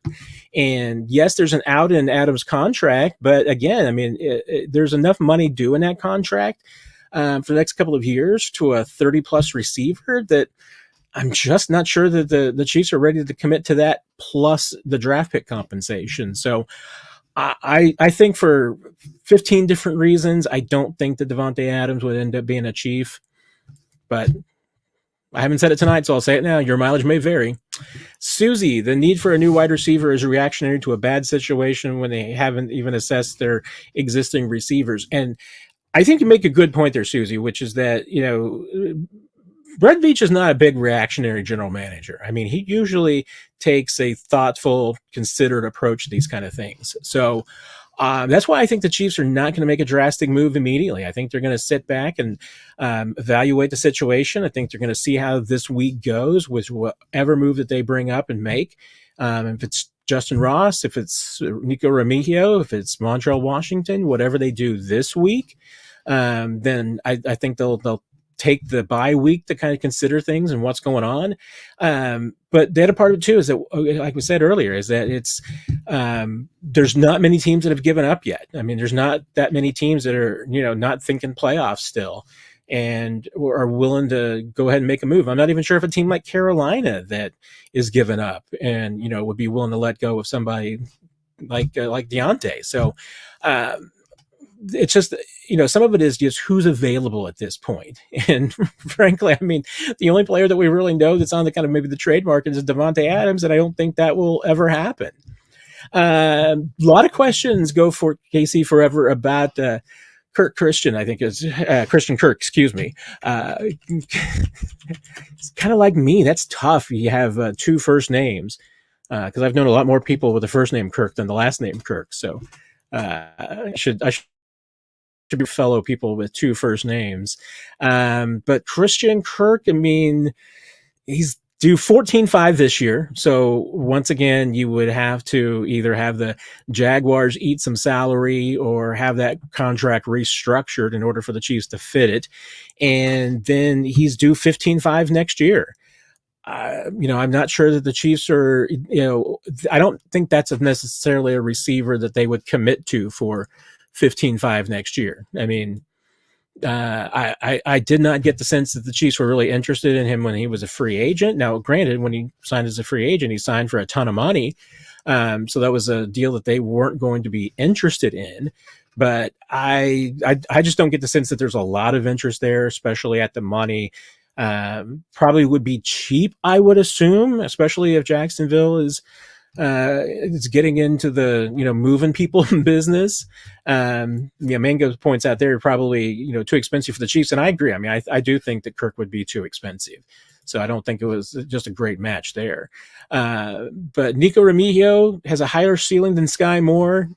You know what, Mango? I mean, we know what Sky's ceiling is at this point, and it's not very high. I mean, we know he's a back of his base football card says he's a 250-yard receiver. So I don't know what Nico Remigio's ceiling is. You know, it's just a projection. I think you'd project that it's higher. So I think at some point there might be a possibility that the Chiefs do give Nico a chance at some of Sky Moore's opportunities. I don't think the Chiefs are going to give up on Sky Moore quite yet. I mean, if somebody wants to trade for Sky Moore, I still think that's a possibility. I mean, I think that the Chiefs could do that. I don't think that they're necessarily in selling mode for anybody, because I think they would also be in the position to say, hey, if they continued to have injuries and problems, they may depend on Sky Moore, and they may just, he may just get forced to kind of grow up and mature and be forced into making plays. It's a tough one. I mean, I don't think that the Chiefs are ready to give up completely on Sky Moore, but I do think that Nico is worth giving some opportunities to, and whether it's this year or next year, I mean, I think that the Chiefs eventually at some point will get some opportunities for Nico. So we'll see what happens there. Albert, Watson that good or Williams that bad or a bit of both? I mean, Josh Williams has been struggling. That's one of the reasons why Najee Johnson's been getting his opportunities. And Najee, I think, has had both some good and bad moments. I talked to him after the Atlanta game when, he and Drew Tranquil had that line up on the outside, and Najee took complete responsibility for that. Said it was his decision, that it wasn't a miscommunication between he and Drew, that he and Drew communicated about what they were going to do, but that Najee just saw the opportunity, thought he knew what the play was and was trying to jump the route. He made the wrong read. So, he did not blame Drew at all. He took the complete blame on that one, and went to the sideline and said he was just trying to make a play. Next time he's probably going to do that differently, because he now knows that he got burned. So it was a learning opportunity. But I mean, that's one of the things that the Chiefs do like about Najee, is that he does play with a lot of aggression. I mean, he's an aggressive guy, and they've been happy, with some of the aggressive plays that he's been trying to make, even if they haven't worked out. They're okay with that. What I think is interesting, and this is the thing to remember too. I mean, that was only the third game. The Chargers game was only the third game that Nazee's played on defense of his entire career here in year 3. He's still knocking off the rust from that injury. He is still not 100%. And I do think it says a little bit that, since he's not 100%, he's just really now kind of trusting that knee a little bit. The fact that the Chiefs, feel that he's ahead of Joshua Williams, I think is pretty significant. They feel like that there's still some upside. They still like there's more upside with investing in Najee Johnson than there is Josh Williams. So maybe the answer is a little bit of both.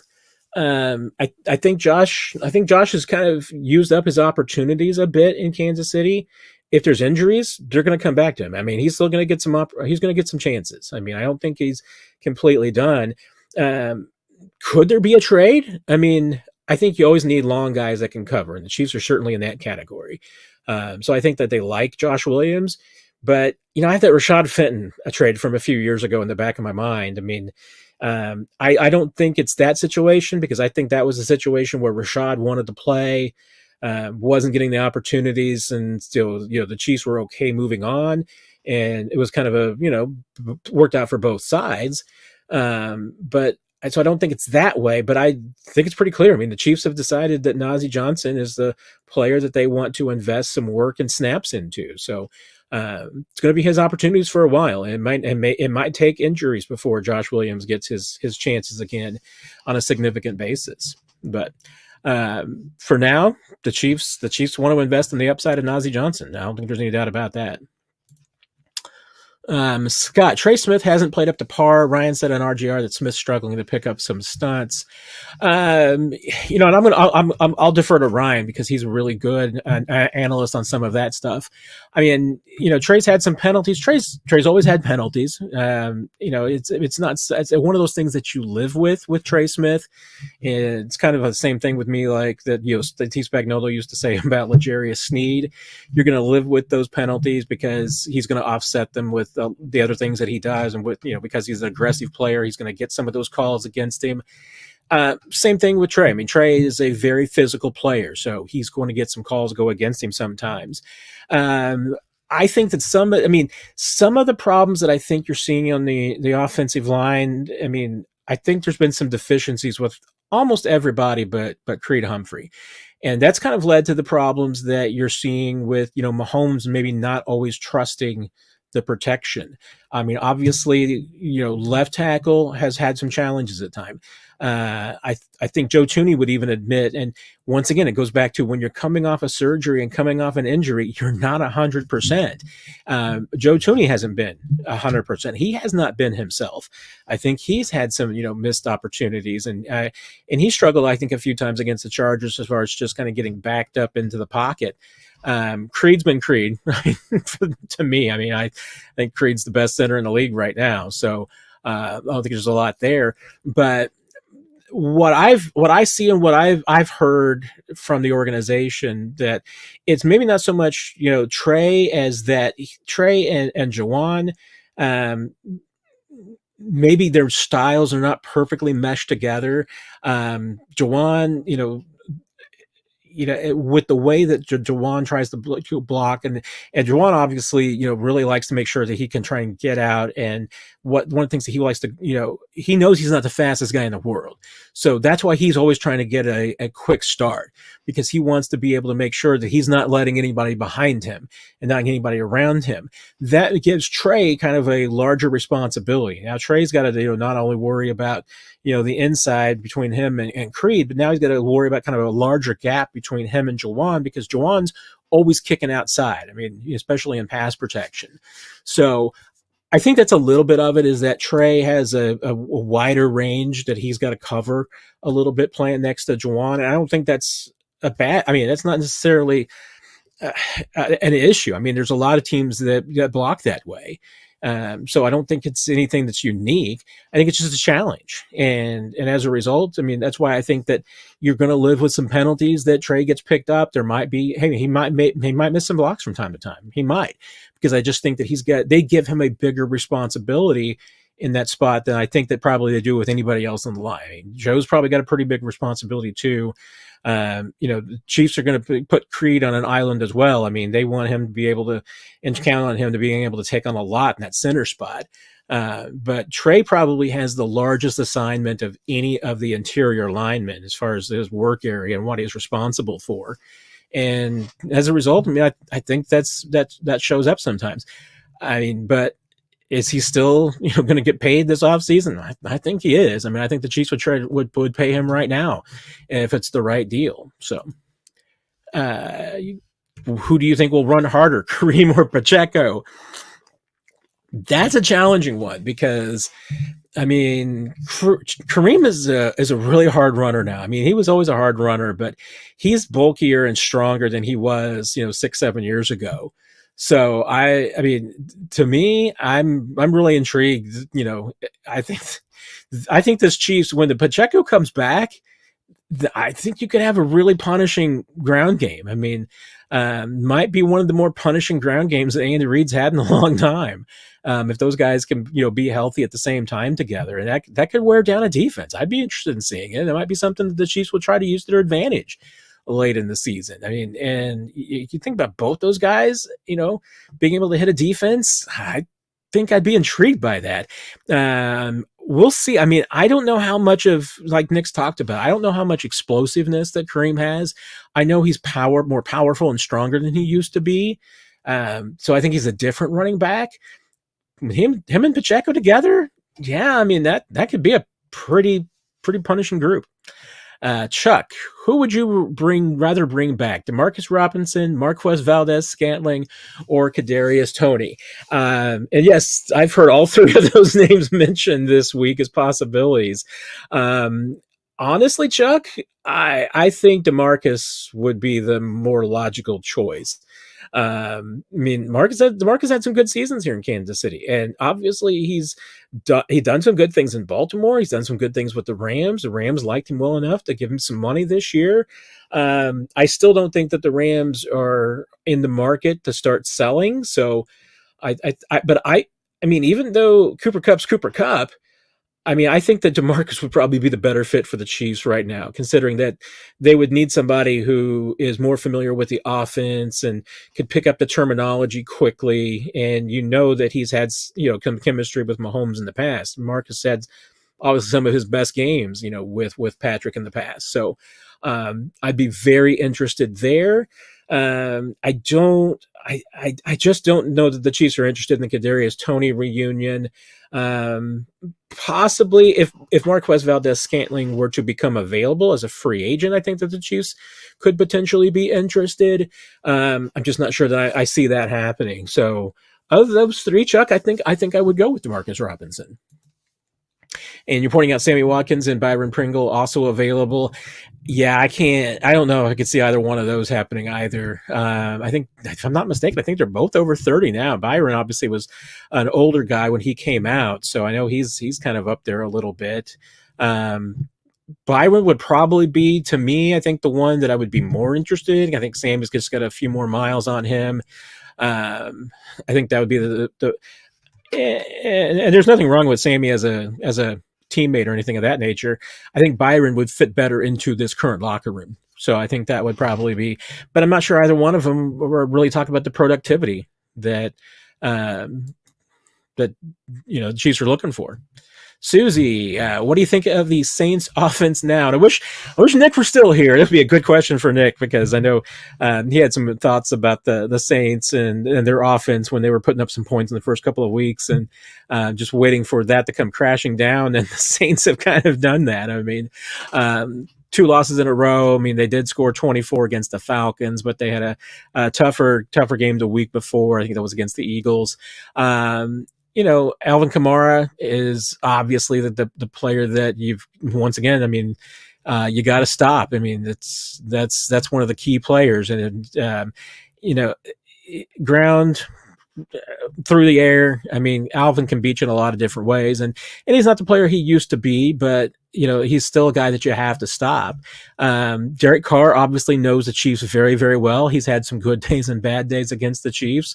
But I think that, once again, I mean, the Chiefs defensively with Steve Spagnuolo, I think he has always been comfortable with putting a game into the hands of Derrick Carr and, making Derrick Carr beat you. So I would not be surprised if that was the strategy again this week. I think that the Saints offense is much closer to what we've seen the last couple of weeks than what we saw the first couple of weeks. The Panthers and the Cowboys, I think, were some good matchups for them for the first couple of weeks.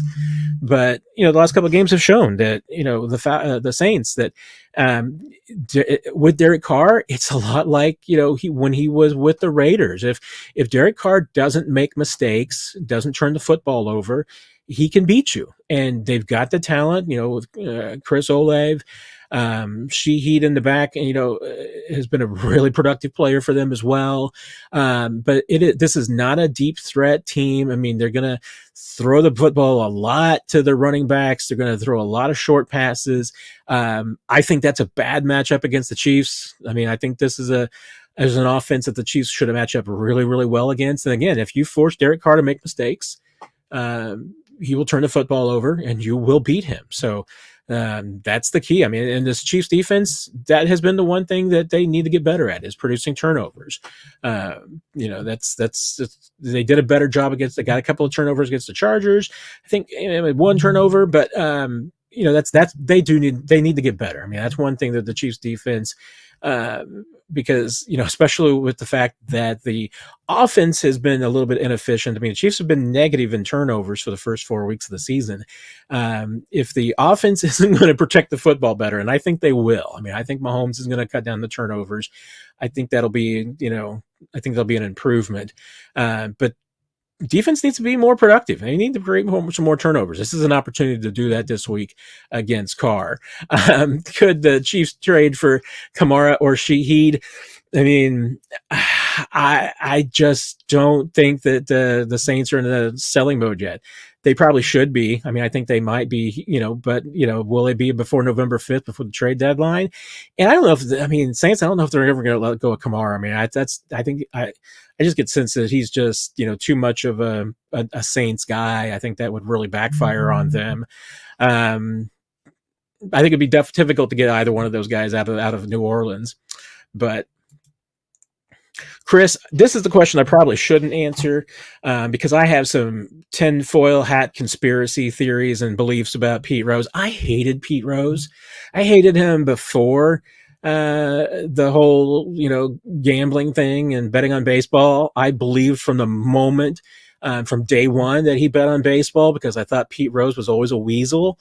I never liked him. I mean, I get it that he probably played ball the way I would have played ball. I mean, I respect hustle, respect all of that.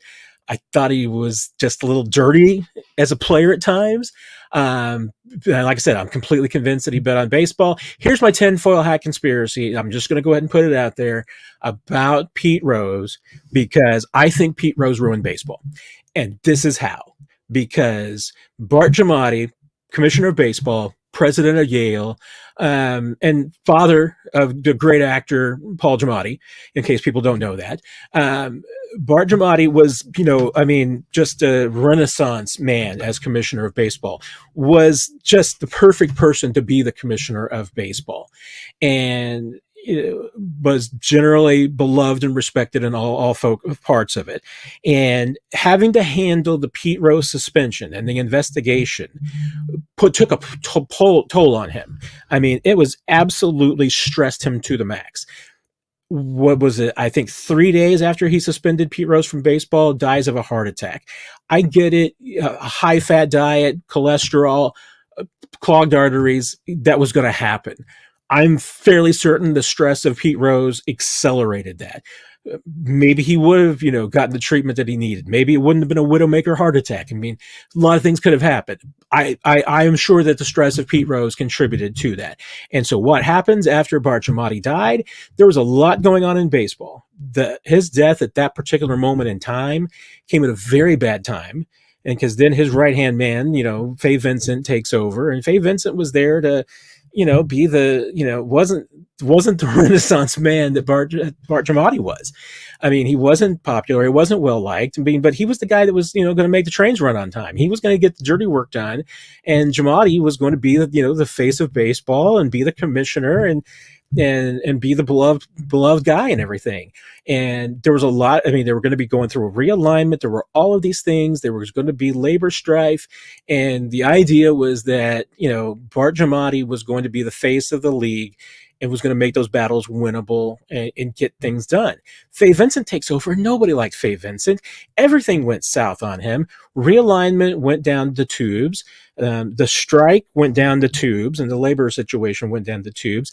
The owners eventually run Fay Vincent out of town and put Bud Selig in charge. And once again, I don't think any of that happens if Bart Giamatti dies the way when he does. And I believe he died because Pete Rose killed him.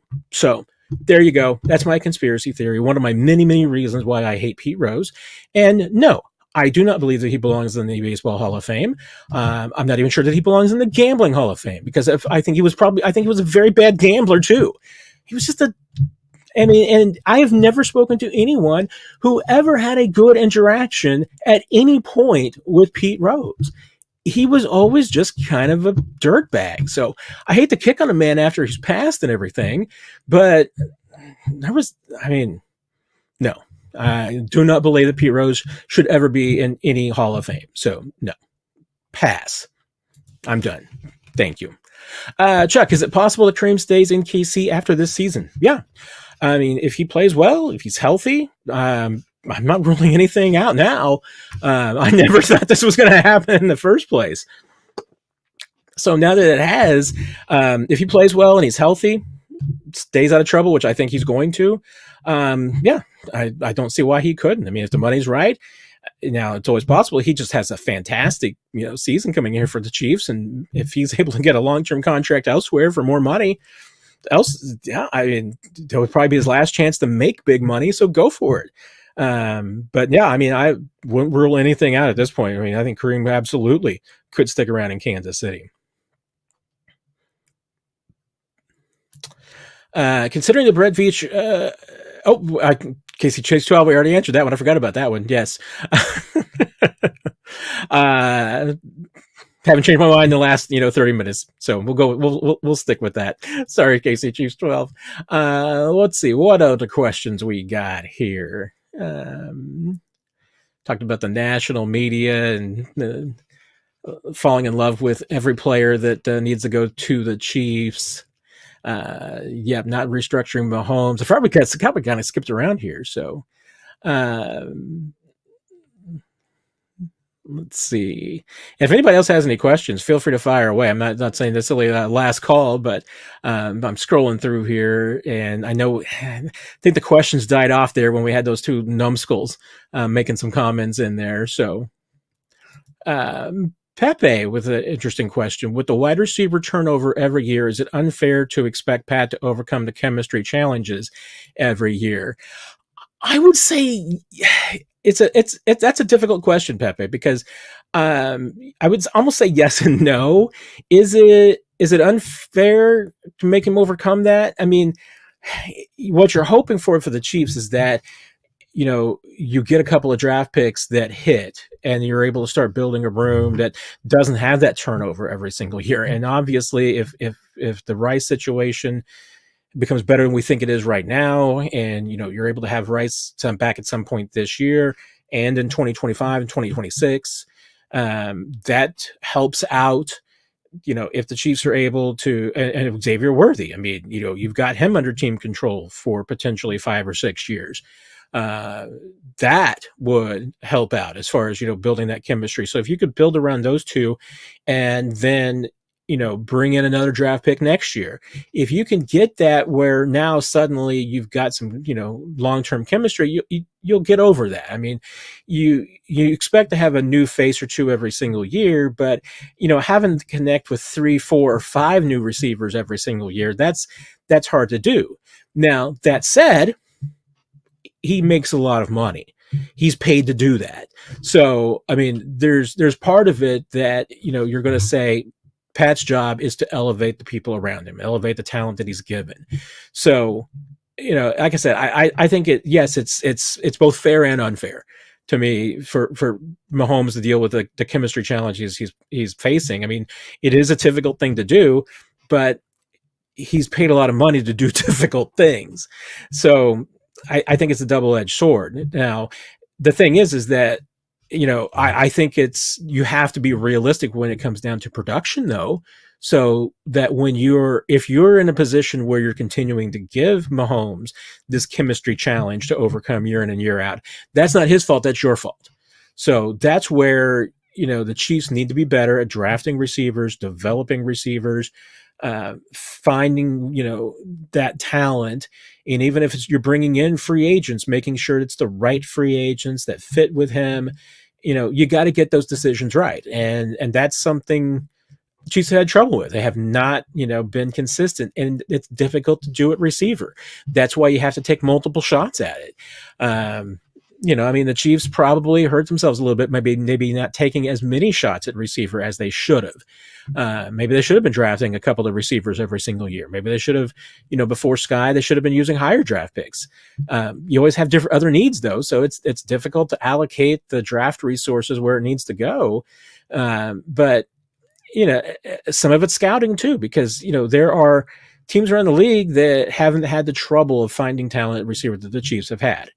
So at some point it is on the front office, it's on Brett Veach, it's on his staff to get better at identifying receiver talent, finding people to come in and be there with you for 4 or 5 years so that you don't have that chemistry turnover week in and week out. Now, if a trade occurs, what week do you think that they do it? And that's interesting because obviously for the Chiefs, I mean, if you want somebody to come in to make an impact this year, the earlier the better. I do think that if the Chiefs make a trade, though, that they would focus on someone that, like I said, that either has had experience with an Andy Reid offense with the Chiefs, maybe with a Andy Reid disciple or a very similar offense. There's enough of those offenses around the league that you could bring in some players for whom it would just be a terminology lesson. So I think that it's one of two things. If I would be very surprised. I'm not ruling it out, but I would be very surprised if the Chiefs made a trade immediately. I mean, I think it's something that they're going to take their time with. I don't think they're just going to jump out there and make something immediately. But the sooner the better, because every week to learn and pick up the offense would be a help. So I don't think if they do get a trade done, I don't think it's going to be November 5th.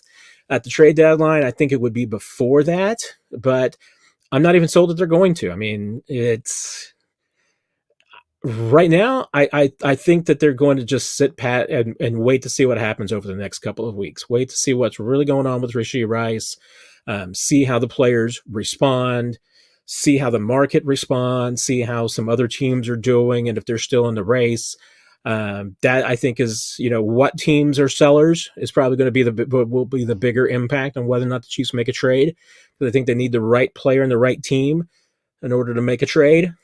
So we'll see. But I mean, if they do, Pepe, I think it would probably be I think it'd be the week before the trade deadline. That would be my most likely prospect. I think late October. I don't think they would. I don't think they will go up against the deadline. Always could, but I think it would be more likely that last week of October that they would probably start really seriously looking at a deal. And that's assuming that they're going to be looking at one. Like I said, I think the next couple of weeks will just be sitting back, see what's available, and see what happens.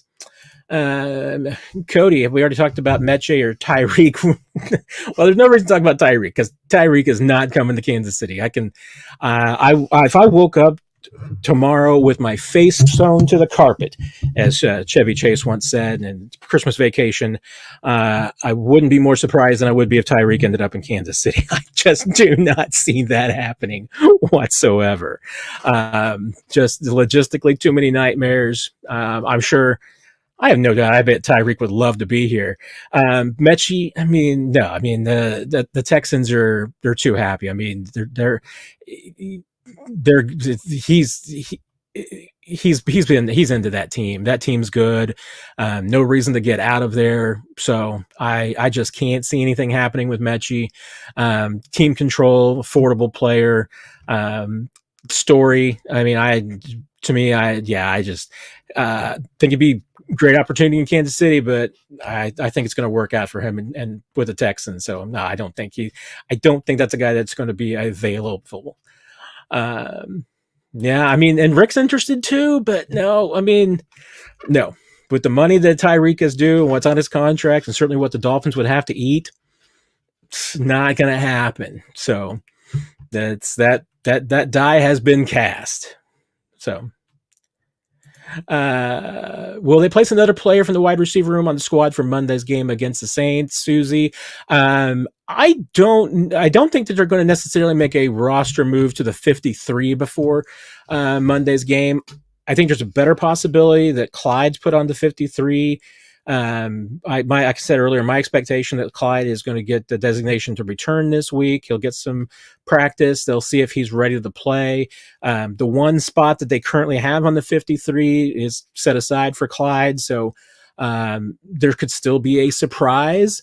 Maybe they would go ahead. Maybe they would rethink it because, Andy Reid's, when asked if Clyde on Monday was going to return this week, he said he had to talk to Brett to make sure about that. That was because, before Rice's injury, that roster spot was Clyde's, that they were going to bring him back this week. Now it could be that they put a receiver in that spot. I think it's more likely that they just take advantage of the practice squad elevation to bring up one of those receivers, get through the game on Monday night, take the bye week, figure things out there, and then decide whether they need to have a replacement for Rashid for the long term. If Rashid ends up on IR, obviously there opens up a spot for him. If not, then they may. If it's something that is good news for Rashid, and he's only going to be at a period of time where he doesn't need to go on IR. I'm not saying that's going to happen. I'm just saying it's one of the obviously it's in the realm of possibilities since we don't know what the story and what's specifically going on right now. But if that were the case, maybe they make a different decision when it comes to Kareem, or when it comes to Clyde taking that spot, or they free up another roster spot for a receiver for the short term. But obviously, you got 3 different receivers that you could play with. You got 3 practice squad elevations for each of them. So, you could do some things there as far as with the guys that you have and not have to put somebody on the 53. So, Luke, is Kareem the best running back on the roster? I mean, I'm going to go ahead and say I think he might be. I mean, as far as, especially when, you're leaving off Pacheco right now because he is on IR.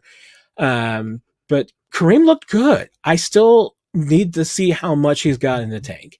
And I mean that in 2 ways. I mean that, and obviously one, just strength and durability. If he can handle, the 15 plus touches or, in that ballpark, 15 touches a week, can he handle that with the same energy and production and strength and power that he had against the Chargers? Then, yeah, I think he is the best running back on this roster. I know he's the most patient running back on this roster. I think he is the best when it comes to ball protection on this roster. So there's a couple of factors there really in his favor. So, but we need to see health-wise. We need to see speed-wise. I mean, we really don't know. And I'm still of the philosophy. And based on what I saw against the Chargers, haven't really changed that. I mean, I don't think he's as fast as he used to be.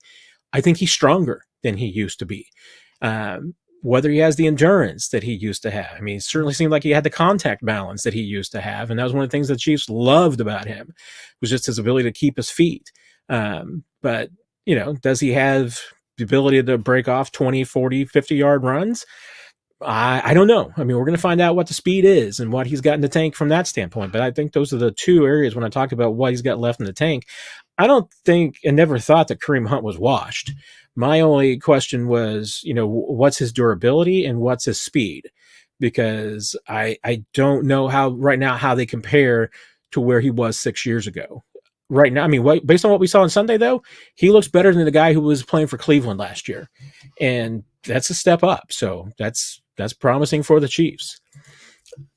I know you said this is not a question, but I also give up props to Matt Araiza for Sunday. That was a fantastic job.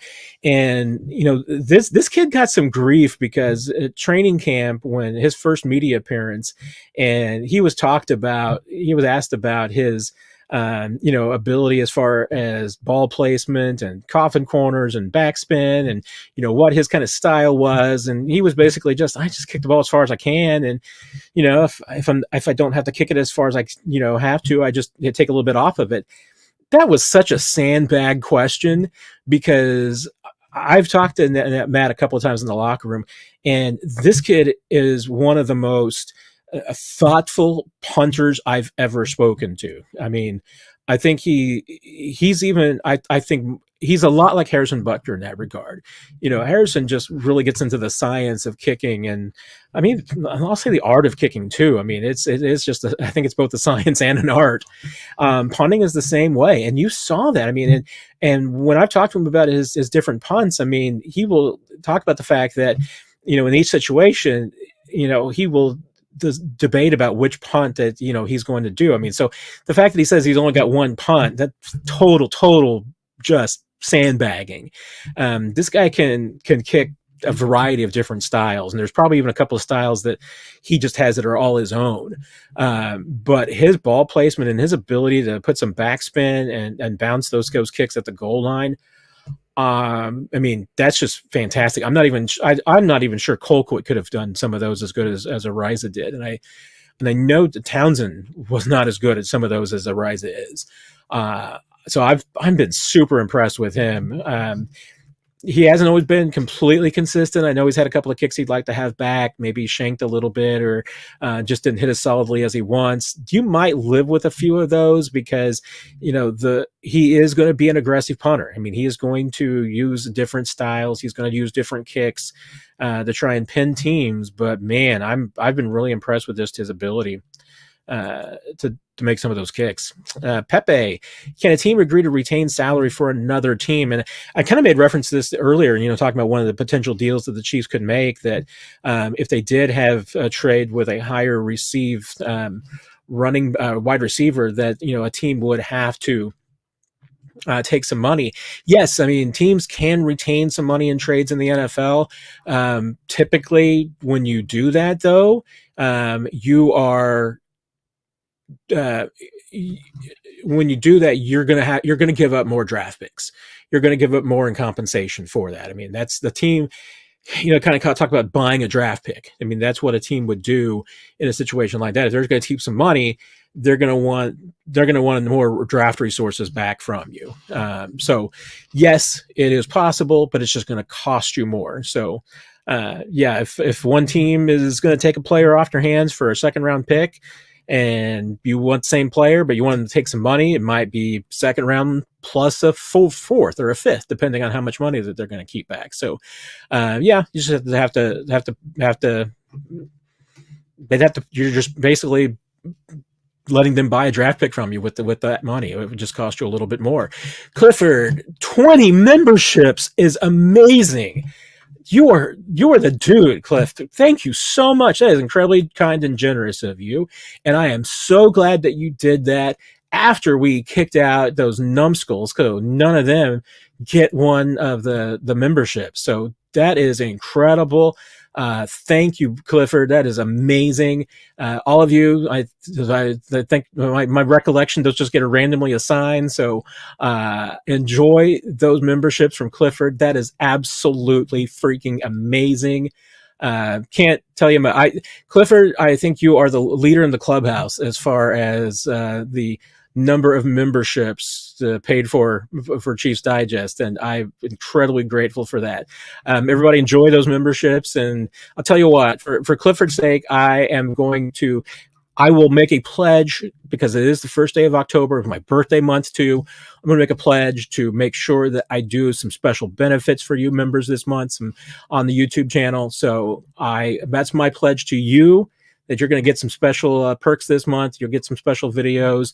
Hey, maybe we got enough members. We might be able to just try to do a members only chat. So we'll do something for just you members this month. That I've been doing a very, very bad job of that. I apologize to those of you who have been members. Every once in a while, I do get into and I get ahead of steam and I get something done, and then I lose my momentum. But I tell you what, because Clifford did that, I pledge to make this a strong membership month. So you're gonna those of you got your free memberships there from Clifford, you are going to get your money's worth this month. I'm going to make sure of that. Now I just need to make sure that Clifford gets his money's worth. So thank you, Clifford. That is very, very kind of you. Let's see, where were we there? I know the last question. Oh, yeah. I don't know. Yeah, this was the next one from Susie, talking about trading Carson Wentz. I mean, there's two reasons that I don't think that's going to happen, Susie. One, obviously, is that, Chiefs think they're a playoff team, even if they had to play without Patrick Mahomes for a while. So they would want Carson Wentz in just those situations. And obviously, hey, Carson Wentz, I think he could even win you playoff games. So I don't think that's going to happen. And two, he has a veteran minimum contract from a salary standpoint. So you really don't save any money from a salary cap standpoint, trading Carson Wentz. So even though I'm sure there's probably some teams that would be interested in him now that there's some injuries popping up around the league, I wouldn't trade Carson Wentz, and I don't think the Chiefs will either for those reasons. Martine. Yes, I did bring this one up. I thought there was two Mike Florio questions. Martine, I thought yours was the other one. We did kind of talk about that earlier. I didn't want to bring that one up, but I was going to bring up the other one because, yes, my dislike of Mike Florio is well known, and so I was just going to acknowledge it and admit to it and move on. But if you weren't all aware of it, now you are. So. There's a question about it again. I'll just go further in depth on it, but I think everybody, I'm sure not everybody knows. It's not like the entire country knows about Matt Derrick's hatred of Mike Florio. Chris Tuso, my friend, good to see you. That is amazing. Great to see you in the chat. With the tackle play and loss of Rice, do you anticipate a reduction in the commitment to the long ball? Oh, no, Chris, I definitely do not. I mean, I think that was pretty evident with what Mahomes said to Worthy on that touchdown on that throw. I mean, Mahomes, that's what he wants to do. He wants to throw the ball deep. So now that he's got a guy who can go get it, no, I don't see a reduction in the commitment. I mean, one thing I think that has to happen is that Mahomes just has to have some faith and some trust a little bit in the line play. I mean, I think that I'm not sure that Patrick would admit to this. We'll see, but I think he's been playing a little bit with one eye behind him. I mean, I think he has been worried about the left side of that offensive line at times. Whether the pressure's been there or not, I think he's just anticipated that the pressure is going to be there. And if he doesn't see it, he may be feeling it, even if it's not there. So, yeah, I don't know. They are going to continue to take some shots. So I'm not worried about the offensive line or the tackle play being an issue with that. And it will be, maybe it might be noticeable as far as their commitment to the long ball about which receiver from the practice squad that they do bring up. Not that Justin Ross can't do it. I mean, he's got some speed, and you can throw they would have no problem throwing a jump ball to Justin Ross of any direction, 10, 20, 50 yards. They would do that. But I think like Montreal Washington, I think is outside Xavier Worthy right now. I think he'd probably be the second best deep ball tracker on this team. So if they were to elevate Montreal Washington for a game and give him some snaps on offense, I think they would take some deep shots with him too. So, I think that's in Mahomes' DNA. He wants to push the ball downfield. So I think they're going to try and continue to do that as much as possible. I need to learn how the whole moderation thing works. Brenda, you do a great job of noticing things. You were the one that brought this to my attention tonight with the nonsense going on. If you accept the nomination, Brenda, as a moderator, I will find a way to make you one. So just let me know in the chat, Brenda, if you're up for it, because you get the job. I mean, there's no money. I mean, on your deathbed, you will receive total consciousness. So, that's a perk right there. Seriously, if you're willing to be a moderator, if anybody else wants to, because I clearly can't handle having so many things on my mind. So if there's a volunteer out there, a couple of you, I don't want the entire job to fall on Brenda, but anybody who wants to volunteer to be a moderator. So in the future, if there's some shenanigans that starts happening in here, I will gladly accept it. And Brenda, you've been great. So if you want the responsibility, I would love to make you our first moderator. So just let me know in the chat. Anybody else, wants to make any nominations, nominate yourself, go for it. We'll get some moderators so we can keep the conversations clean in here. I don't want any more shenanigans going on. So. Jimmy was the one that asked about my beef with Mike Florio. We just have different styles, Jimmy's. So that's all it is.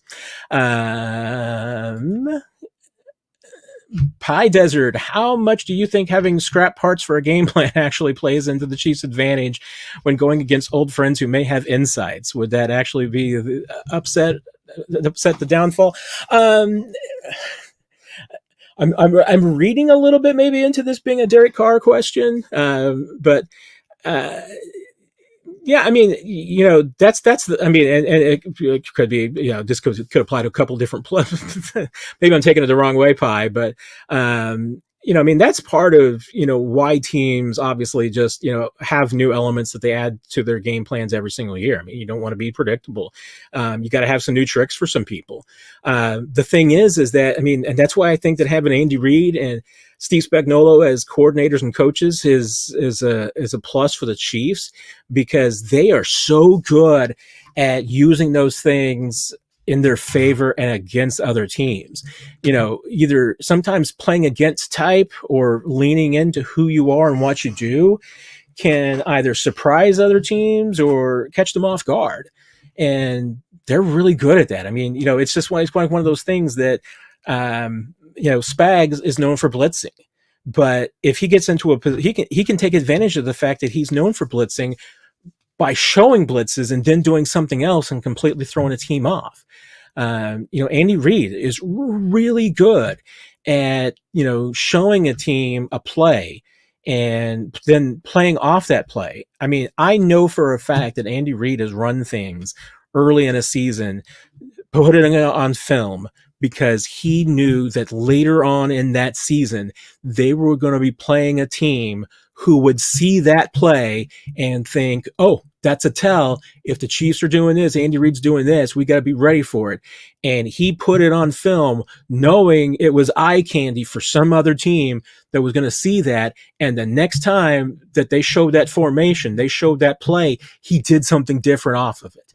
I mean, that's the advantage of having, two coaches like that, because they will use that against you. Susie, Cornell Powell coming back. You know what? Could be. I mean, especially when, Andy Reid talked about, having people, that you're familiar with. If the Chiefs were to elevate, one of their practice squad receivers up to the 53 permanently, yeah, I mean, I could see Cornell. I have not checked to see if he's on, I don't think he's with another team's practice squad right now, but if he's been continuing to work out, I can see the Chiefs bringing him in for a tryout just to make sure where he's at, and maybe even bringing him back to the practice squad. So,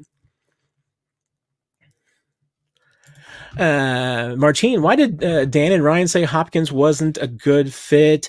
I don't know for sure. I did not hear them, Martine. I know that some people would say that that Hopkins isn't a good fit for the Chiefs because he's not a huge separation guy. He's a player that you just kind of throw the ball to and he goes and gets it.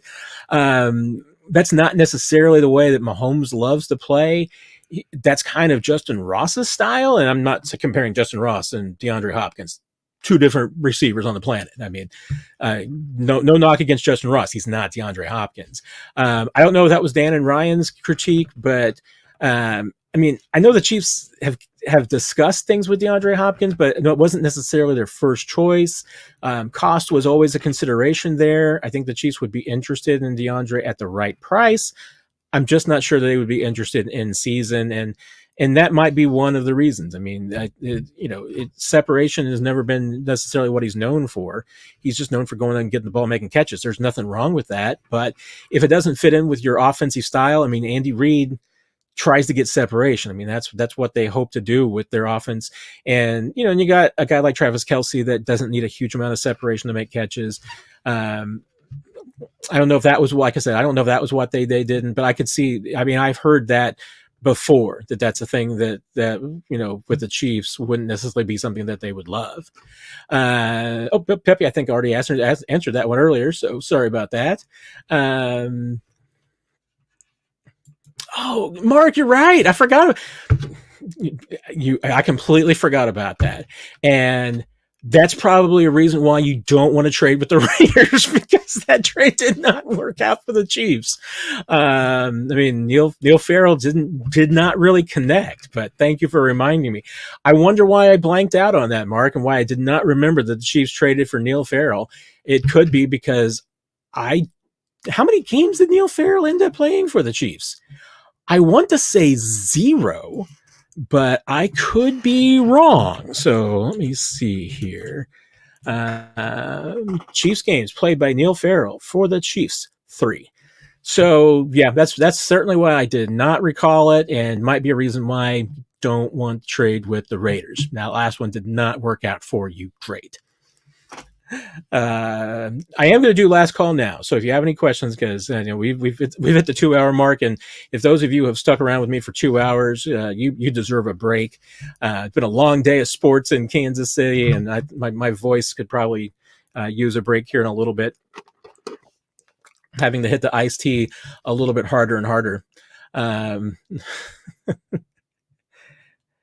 Oh, you know what? I was saying, Brian, you also, I mean, you're the peacemaker. You also can be the moderator. So if you want, either one of you, both of you can be a moderator if you want it. So let me know in the comments if you want to be a moderator, because trust both of you. And I obviously need some moderators in here to clean house. So you are also nominated. Do the Chiefs dare sign Kadarius Toney to the practice squad? I'm not going to rule it out. I mean, again, I'm not comfortable that it's going to happen. I think the Chiefs have moved on. I don't think it's something that they're necessarily interested in doing and having the reunion, but I'm never going to say it's never going to rule it out, especially if Kareem Hunt can come back to Kansas City, anybody can come back. So it's possible. And once again, I mean, the other a big reason why I just don't think that he's going to bring you enough distinction, and certainly isn't going to do anything for you that Rashee Rice was doing. So that's why I'm just not enamored with the idea, and I'm not sure that the Chiefs are either. What about Tyler Boyd? Tyler Boyd is another name that has been bantered about, and I mean, look at the contract there, because I think that would be at least one of the issues. What's he got to do?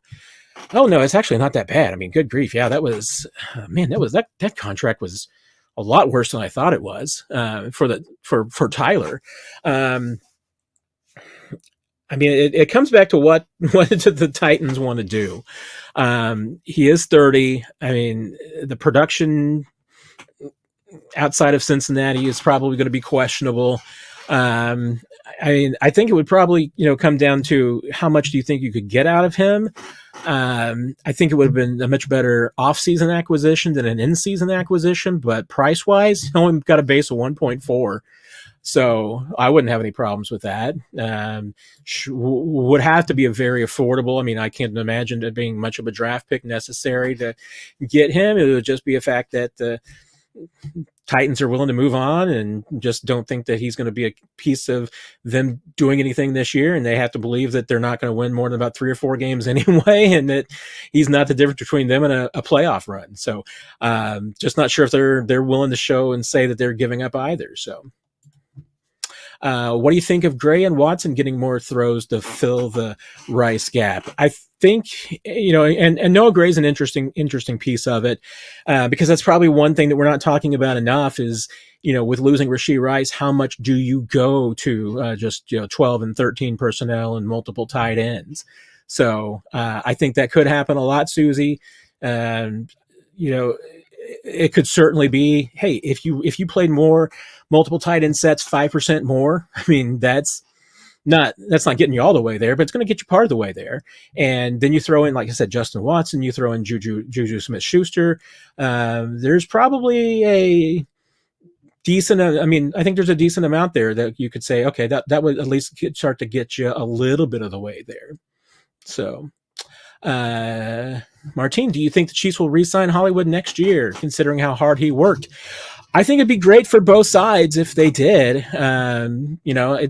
Will be interesting to see, especially if Hollywood doesn't go back on the field this year at all, what happens. I think you have to seriously think about it, because he's going to have to do another 1-year prove-it deal. I don't think he's obviously going to get a multi-year deal next year. So it's going to be about a 1-year deal to see where he can have the best season. I think he can have a pretty good one eventually with the Chiefs if he ever stays healthy. I am going to take off here. I was going to try and get through a few more questions, but I am going to have to jump off. I am going to go through the comments, though, especially since there's a couple of you that I want to know if you're going to be moderators. So I'll go and check out that. Everybody, thank you for a great night. We're going to be back here next Tuesday. Hopefully, Nick will get to stay with us a little bit longer. 41 is the mic, the podcast on Monday. Late night, so you probably won't see it in your threads until Tuesday morning after the game, talking about the Saints game, unless you're up at like 4 a.m. That's probably when it's going to go live on YouTube and wherever you get your podcast. So with that, anybody has any questions we didn't get to, throw them on YouTube. You can also hit me up on Twitter, anywhere you want to, on X. Glad to answer them. We'll do my best. Everybody, thank you for a great night. Thank you for putting up with some of the nonsense from people. Have a great week. Enjoy the game.